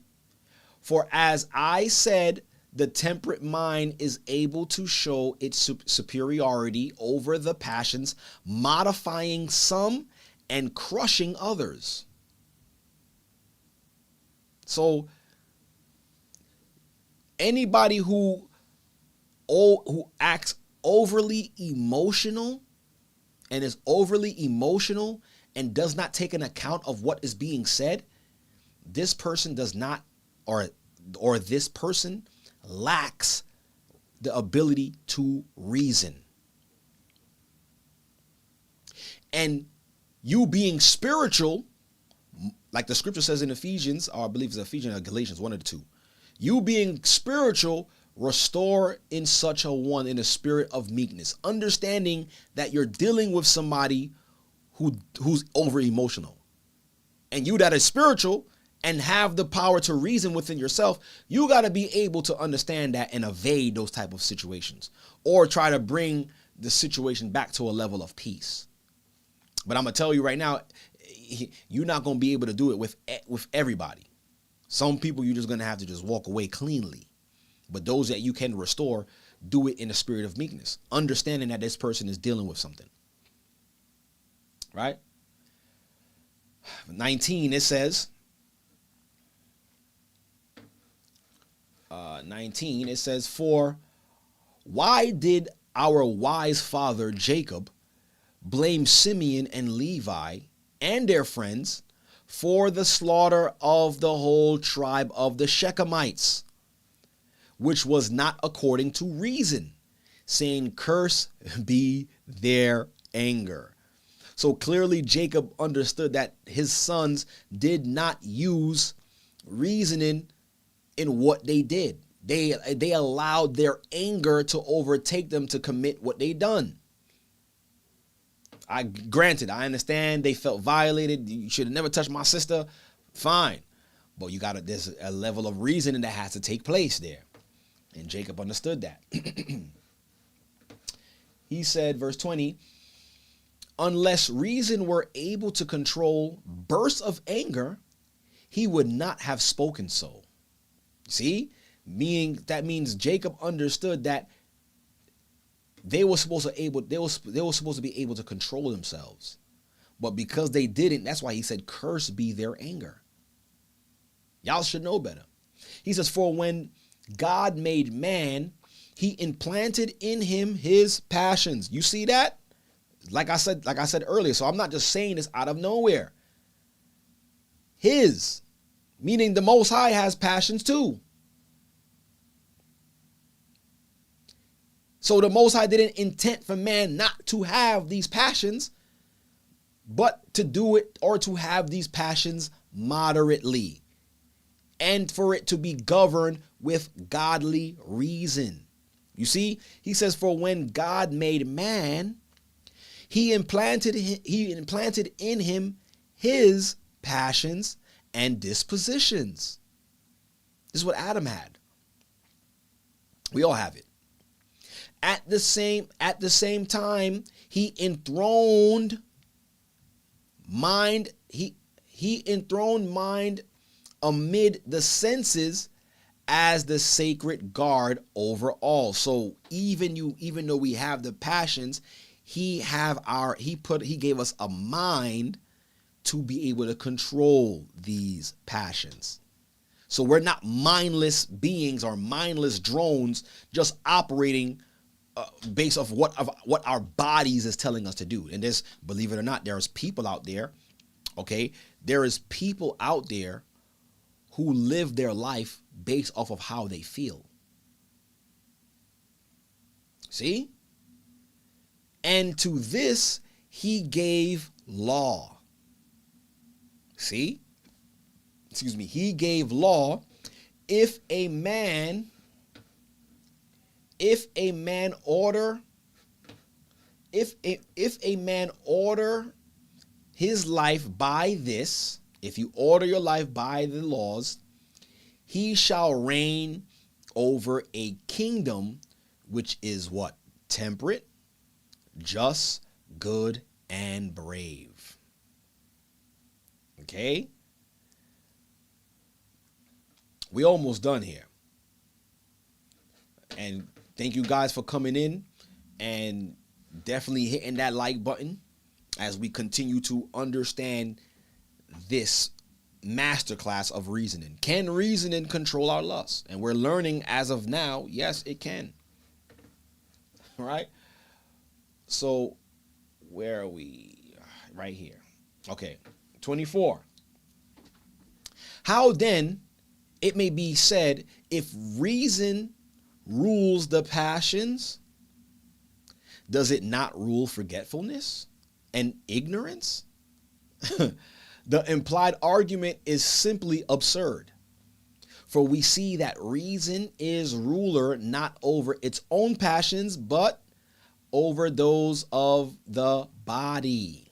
So reason controls fleshly desires, right? Fleshly emotions. For example, none of you can extricate, right, desire, but reason can bring it about that you should not be enslaved to desire. None of you can extirpate, I hope I'm saying that word right, anger from the soul. So that means you can't separate anger from the soul. It's a passion that was instilled in you. Most High has anger, but he don't just exercise his anger at any point in time. It's a built up thing, right? Where are we? But reason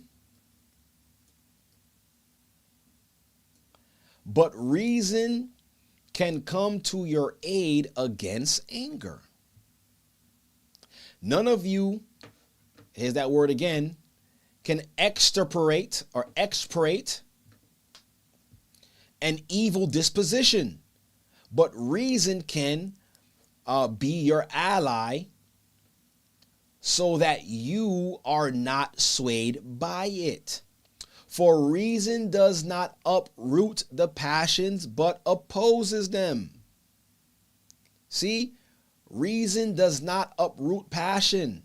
Reason does not uproot your emotions, but it opposes. And this is where Paul gets the saying that the flesh warreth after the spirit. So this is always going to be a constant battle. It's not going to be a situation where you're going to have mastery over one. But the goal is to have mastery over your flesh. And what helps you with that mastery is the reasoning. The reasoning helps you not fulfill the works of the flesh. See?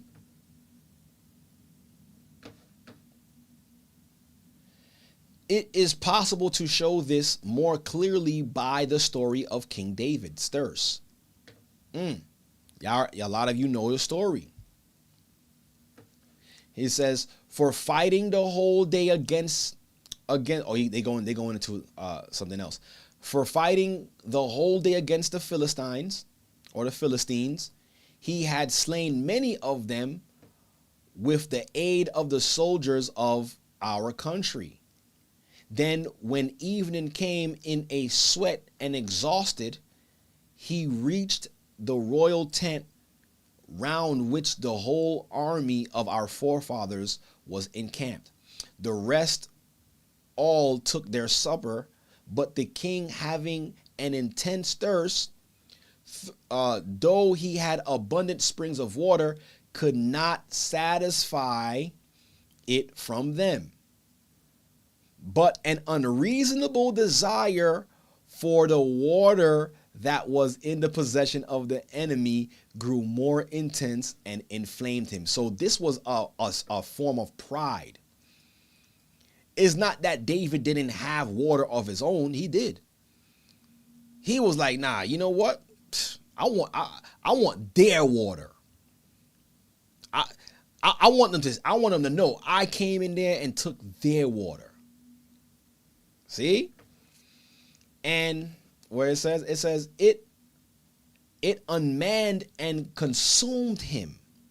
The thought of just wanting to have that leverage over his enemies. So when his king's bodyguard shaft at the king's desire, two young men, brave warriors respecting it, aimed themselves fully and taking a pitcher, scaled the enemy's ramparts, and hiding themselves from the sentries at the gates, they passed through the whole hostile camp. In their search, they bravely discovered the spring and drew from it the draught for the king. But he, though consumed with thirst, reasoned that such a draught, counted as equivalent to blood, was a grievous danger to his soul. So setting reason against desire, he poured out the drink as an offering to the Most High. So even though the two young men was able to get the water from this enemy's camp, he poured it out as a drink offering to the Most High, understanding that he was being led by a crazy form of desire, right? So he had enough reasoning to do that. It says, For the temperate mind can conquer the compulsions of the passions and quench the fires of the desires, and overcome the suffering of the body, even when extreme, and by the noble virtue of reason scorn all the tyranny of the passions. You see that? So even though you may have a over consumption of desire that you want to fulfill, your reasoning can trump that. Reasoning can make you operate otherwise. Right? So now, this is the last. This should be the last reason. Let me see. Is this the last one? All right, yeah, that was the last. Let me see. Is this the one we're going? There was something else I was going to read. Yeah, this is going to be the last. Was it? I think that was the last chapter we were going to read, and I'm going to have to save the rest for another time. Or was it? Or was that? Or was that? Was it? Hold on, give me 1 second. I've been reading for so long, I lost track of what chapter I was on. Let me pull it back up.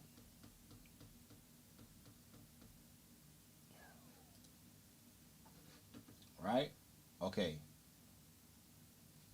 Yeah, no, that was the third chapter. Yeah, that was the third chapter. Give me 1 second. We just read this. Continue to hit that like button as y'all come in. Because there was something that I wanted to read while I was reading this earlier.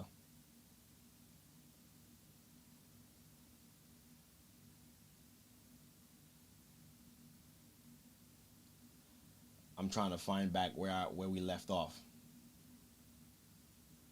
Okay, we read all of this. Okay, yeah.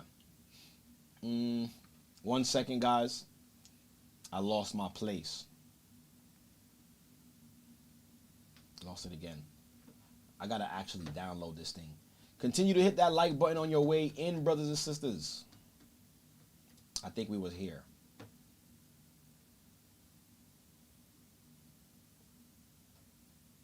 But as we can clearly see, reasoning, right? Reasoning can control lust, desire, all the things that we may feel within ourselves that we can't control. If you're using godly reasoning, you can bridle it. You can bridle it, that desire. You can overcome it. Okay, yeah, we was here.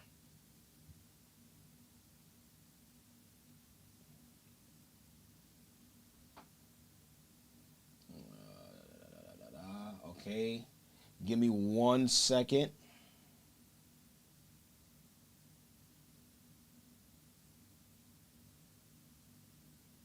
For the temperate mind can conquer the compulsions, yeah, of the passions, quenching the fire. Yeah, we just read that. Okay, so this is page 87. I got to remember that. All right, so now,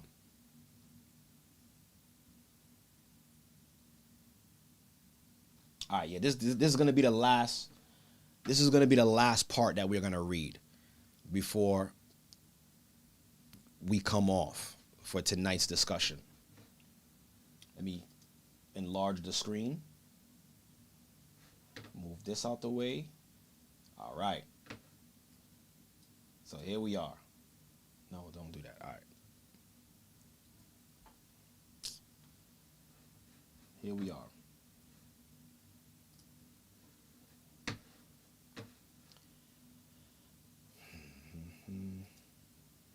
Right here. This is chapter 3 going into chapter 4. Like I told you, we're going to do a lot of reading tonight, but you know, for this is not for everybody. This is for those who really want to improve in their walk and really want to control their vessel, control themselves, and really be used for the Most High's use.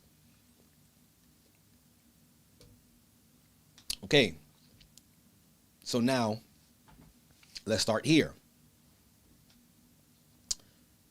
Can I make it bigger? Oh, that's the biggest it could go. All right. But it is now time for us to set forth the story of self-controlled reason.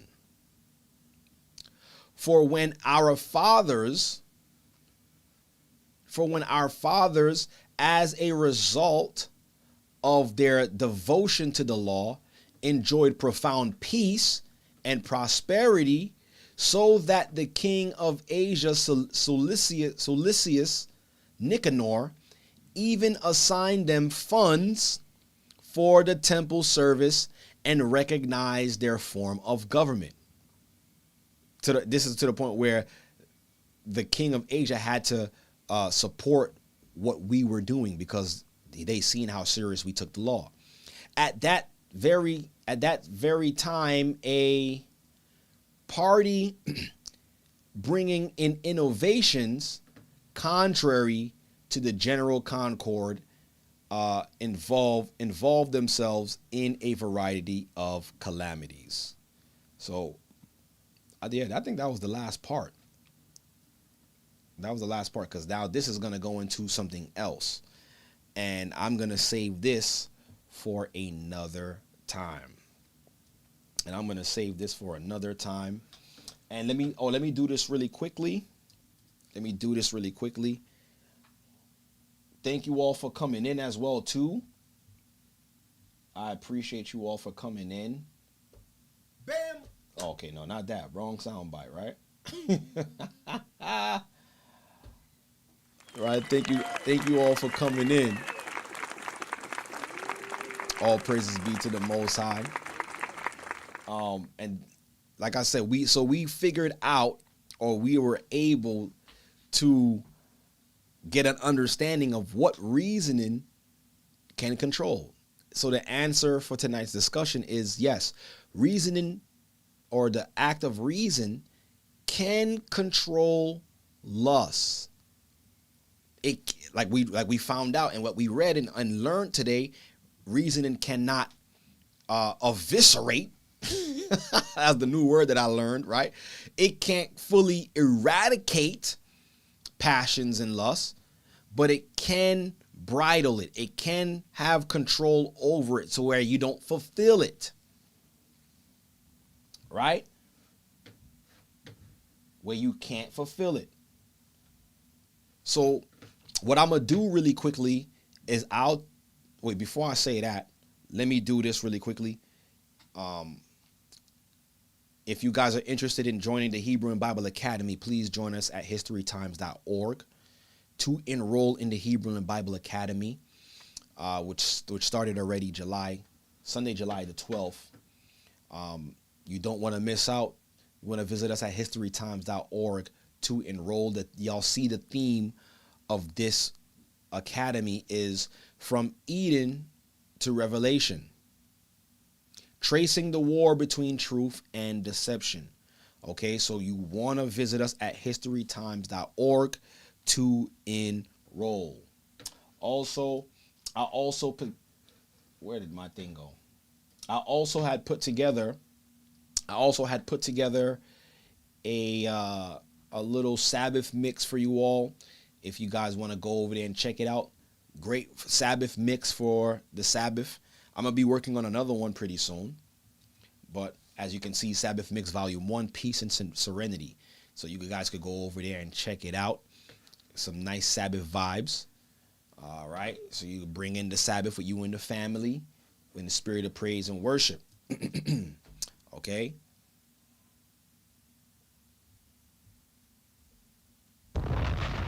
Yes. Thank you, Gabaria Allah, for the super chat. All praises. Bless you, my Ak. Bless you.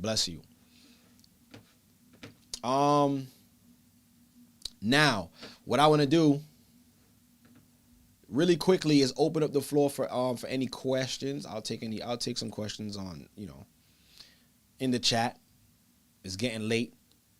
I didn't set up anything for anybody to call in.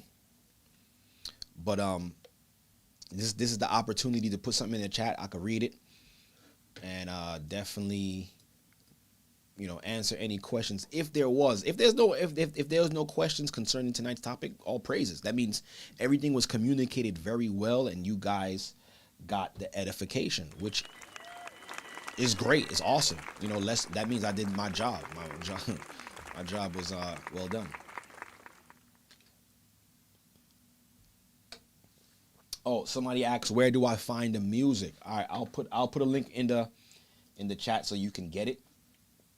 I will share the link. Let me copy it. I'll post it in the chat so that way you can go to it and listen to it and you could have it for yourself. There it goes. And everybody could, I'll put the link there, right there. Here's the link. Matter of fact, I'm going to pin the link in the chat so that way it's the first thing on the chat so everybody who comes in could see it. I'll pin the message. All right. Message is pinned. All right. What else? All right. And once again, bless you all for coming in. I thank you guys for, your participation, your attendance here. And just for my sanity, everybody just drop a 1 in the chat if you was edified. For my sanity. Just drop a 1 in the chat if you was edified tonight, if you learned something. Okay? Drop a 1 in the chat for me, man. All praises. Look at all of the ones coming in. Look at the ones coming in. That's what I'm talking about. Yes. That's what we here to do. This is what we live for. To bring edification to our brothers and sisters, man.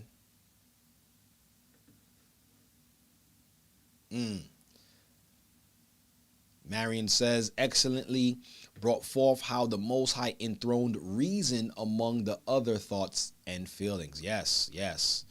It's amazing. And like I said, and when you actually examine reasoning and you compare it to what we've seen growing up, we could clearly see the lack of a God consciousness in our neighborhoods, in our communities, in our churches. The presence of the Most High and his mind was not there. Like, it's not amongst our people. And we can clearly, and when we read earlier in Romans the 12th chapter concerning how to present our bodies as a living sacrifice and not conforming to the world. Now we have an understanding of what it looks like to not conform to the world. The world is using fleshly reasoning, or we're using godly reasoning. That's what separates us from the world. So if you want to know what it looks like to not conform to this world, use godly reasoning, and you'll stick out like a sore thumb. Okay, so that's what we need to do moving forward. If you wasn't doing that before, it's time to do it now, because I'm telling you, this is what's going to help you in the times to come. Okay, a lot of people made a lot of foolish decisions 6 years ago because of what? Fear. Fear is one of the passions that we spoke about. If not controlled by reasoning, you're going to make a decision out of fear. So this is why it's very important for us to understand reasoning and how to use it and what aids us. We're gonna, and in another episode where we go into this further, we'll talk about more things that helps with our reasoning. Okay, as we get closer and closer towards the end. Daughter of Zion says, very, very, very edifying lesson, Deacon Hazak. I have to watch this again. Yes, rewatch it. I'm gonna watch it again too. So I could maybe, if I have forgotten to mention something, it'll come back up in the next time. Okay. All right, so Kayum says, man, it's been 6 years. Yeah, exactly. It's crazy, right? Pretty soon, next year is going to be 7 years. 7 years since that day, since that time. Can y'all believe that? So if y'all not getting yourselves in order, seeing the time, seeing how time is moving, listen, I don't know what you're doing out there. I'm scared for you.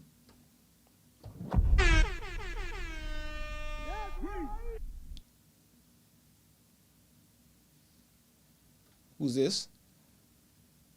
I'll do that again. Thank you, Andre Allen, for the super chat. Bless you for the super chat, Andre Allen. Yes. This lesson does help with intrusive thoughts, of course. Yep, it definitely does. What else we got here? All right.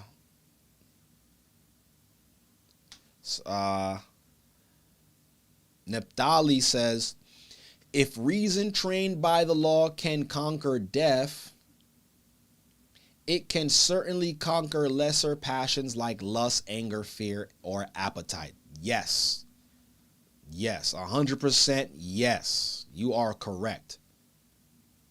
We have an example of that of the mother and her 7 sons and the elder Eleazar. Yep. Right on with that.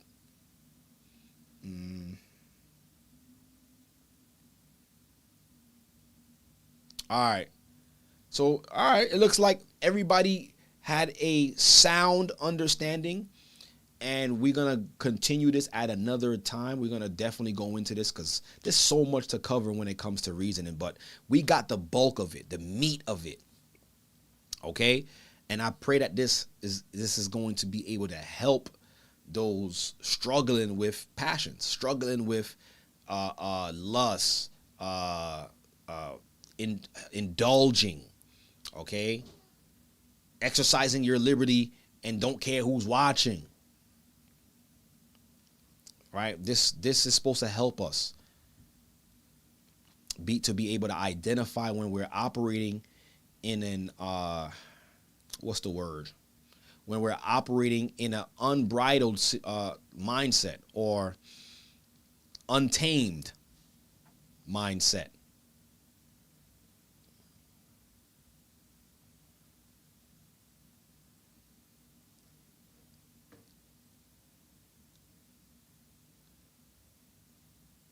Somebody asked, I can't pronounce your name, DVGGER. It says, is there a way to use anger for good? Since it can be for both pleasure and pain? Is there a way to use anger for good? The only way I could, or the only situation I could lean on that anger is used for good is the Most High's anger. The Most High's anger will be used to his anger towards the nations to bring them down. But even with that, we can see that the Most High's anger is not sporadic. It's not like as soon as something happened. That's why it says he's long suffering. So in that sense, I could say yes, anger can be used for good. But if your anger is being led for the satisfaction of the hurt of somebody else, then no. We can't operate like that. Scripture tells us you can be angry, but sin not. Another way your anger could be used for good is angry about your situation. You angry about the way you living, like, yo, you upset that your situation is the way it is. So what do? You do something about it. You don't just sit down and sulk in your depression and be like, yo, I can't get nothing done, man. I'm worthless. I'm nothing. Nah, use that fuel, use that anger to want better, to do better. That's how you can use anger for good. But if you're talking about using anger to hurt someone else, no, that's never going to be good. But you can use your anger to channel something within you to do better. So that's the best way I could put it, if that answers your question. This thing is, now the chat is jumping. Let me see. Let's see what else we got here. Someone asks, Backyard Homestead ask, Shalom Deacon, question, didn't the Most High say he was pleased with Levi and Simeon's judgment? Can you show me the chapter and verse that said that? I'm not too sure that the Most High was. I haven't read that. I haven't seen that. The only thing that I could refer to is what our father Jacob said concerning the anger of Levi and Simeon. So I mean, if you bring up the scripture, because I'm not too sure if I've seen that before.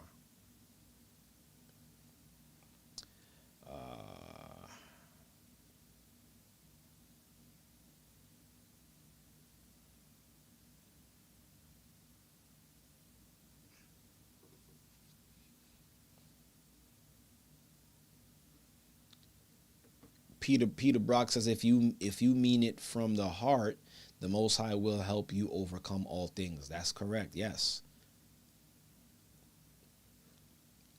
You got to believe that he is.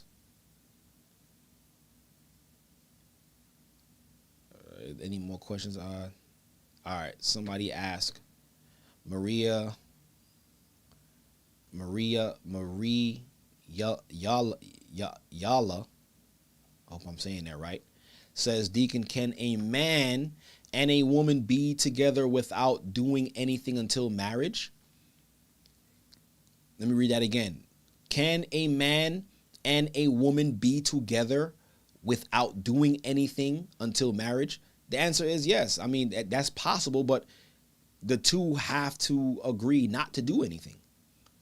And if that's the goal, then that means you both are putting parameters in place so that way you guys are not tempted to do anything with each other. Because I'm telling you right now, it don't matter how strong you think you are, the flesh what the flesh wants. Y'all, you put yourself in a situation with somebody in the room together, something's gonna go down, right? So it is possible. It is possible for a man and a woman to not engage in physical activity before marriage. It's possible. This is the reason why the church has courting rules, okay, to protect young couples, before marriage, before them coming together and consummating before the marriage take place. So it is possible, but the two parties have to be, the man and the woman has to be cognitive and willing to uphold the rules that they set for themselves.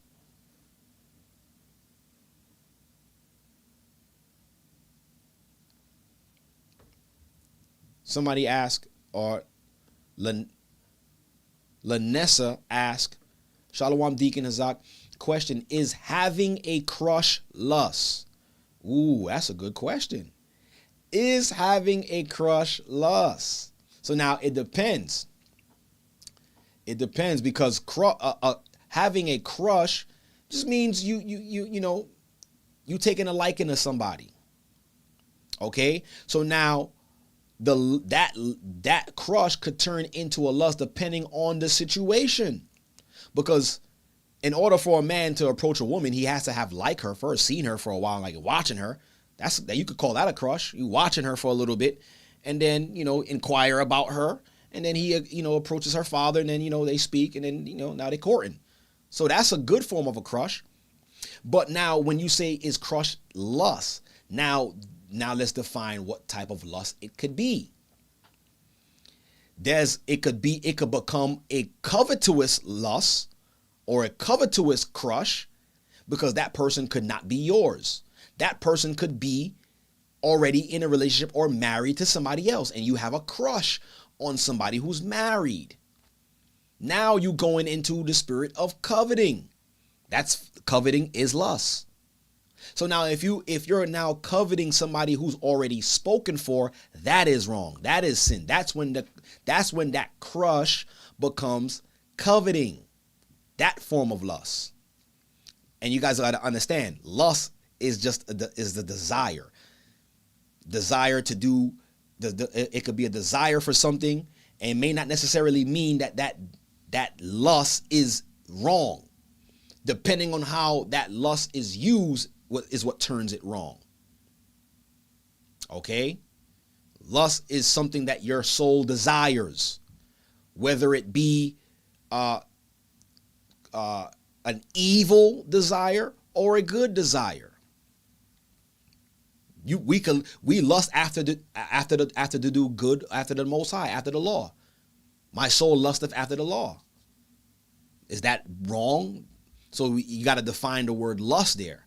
So now, if you want to say is having a crush on somebody a lust, yes. But now to define what type of lust is it? Is it covetous? Is it a good desire lust that I want this person and this person also desires me, and we're coming together to marry each other? Is that evil? No. So we got to define the form of lust there. So in a nutshell, having a crush is a form of lust, but now you want to be mindful of where that lust is taking you. Where are we? Because none of us can, being single, being young, you can't deny if somebody looks pleasing to you. Like, that's not wrong. Okay, to see somebody that looks pleasing to the eyes, that's not wrong. Okay, but now if you going into looking at that person and that person has already been spoken for, now you're going into what Christ said, okay, concerning if a man lust after a woman, right? He looketh upon her. Now he's committing adultery with her in his mind. How is he committing adultery with her in his mind? He's committing adultery with her because she's already spoken for somebody else. You understand what I'm saying? So that's where that spirit of adultery comes in. Because if I'm a single man and I'm looking around and I'm looking for somebody to marry, am I committing adultery because I see somebody who looks nice and I want to inquire, is she married? The lust or the adultery comes in if I know she's spoken for and then I'm still pursuing her in my mind. Now I'm going into the spirit of adultery. That's how that works.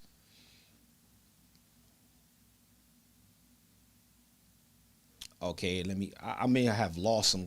I hope that answered your question.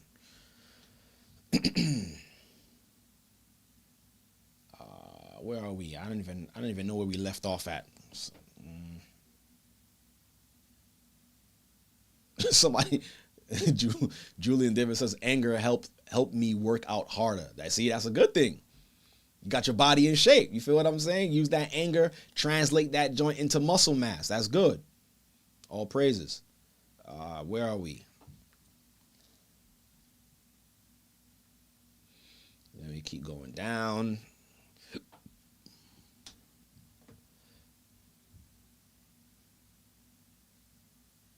Let me see. This is how you, okay. I am Farm says this how you cast down every wicked imagination. Great lesson, Deacon, and timely. All praise be to the Most High. Yes, definitely. We all got to work on that. We all need that. Why I can't see? Okay.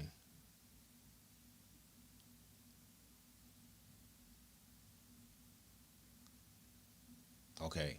All right, I guess that's all for the questions. That's all for the questions right there. All praise be to the Most High. I'm happy that you all got an understanding tonight. Yeah, man. This is definitely a well needed topic, and I'm happy that you all were able to stick with me and bear with me tonight to watch this particular broadcast. Oh, Peace and blessings. We got a gathering 144 in the house. All praises be to the Most High. Double honors. Bamboozle. No, wrong thing. Led astray. We got the elders in the house watching. All praises be to the Most High. Salute to our elders. You know, double honors to them for paving the way for us. All praises be to the Most High. Anything else? Let's see. So, oh yeah, I know that's Elder right there. Bless you, Elder. And great broadcast last night too. And listen, if y'all didn't catch Elder's broadcast last night about what they've done to us 6 years ago, my Elder went in last night, especially with Fauci. Listen, man, y'all got to go and catch that. But all praises be to the Most High. The water, Elder. That means a lot coming from you. All praises. Happy to be making somebody proud out here, man. All praises be to the Most High. But yes, definitely go and catch that. Don't forget the Hebrew and Bible Academy as well. It's it's already has been started already. You can go and enroll. historytimes.org, guys. historytimes.org, so that way we can, or you can be enrolled. And don't miss out, man. Very useful information, a whole bunch of wealth of information there that you're gonna need moving forward. So, you know, it looks like this is my time.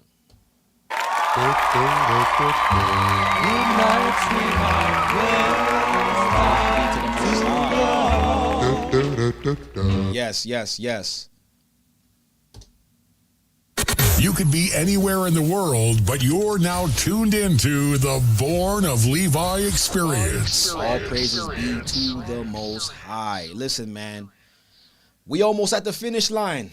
We almost there, brothers and sisters. So every week, apply these lessons. Apply what you're being taught here, right? Apply it. Keep it in the recesses of your mind. Renew your mind daily. Because we're living in the time where we're gonna start seeing a lot of crazy things that we would never expect, people that we would never expect to not be with us anymore. It's gonna be happening. So we got to prepare our minds for this, because why? We not here for people. We're here for who? The Most High. He called us here.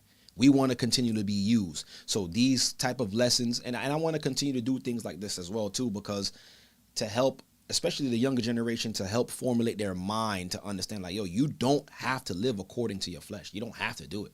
You don't have to follow the trends of this world. It's all of that is a trap. But with the godly reasoning that we have now, that the Most High gave us back, now we can make the proper decisions to evade these pitfalls. So we definitely have to keep talking about these conversations and make these like a constant thing, so that way it'll be branded in our brains and our minds, right?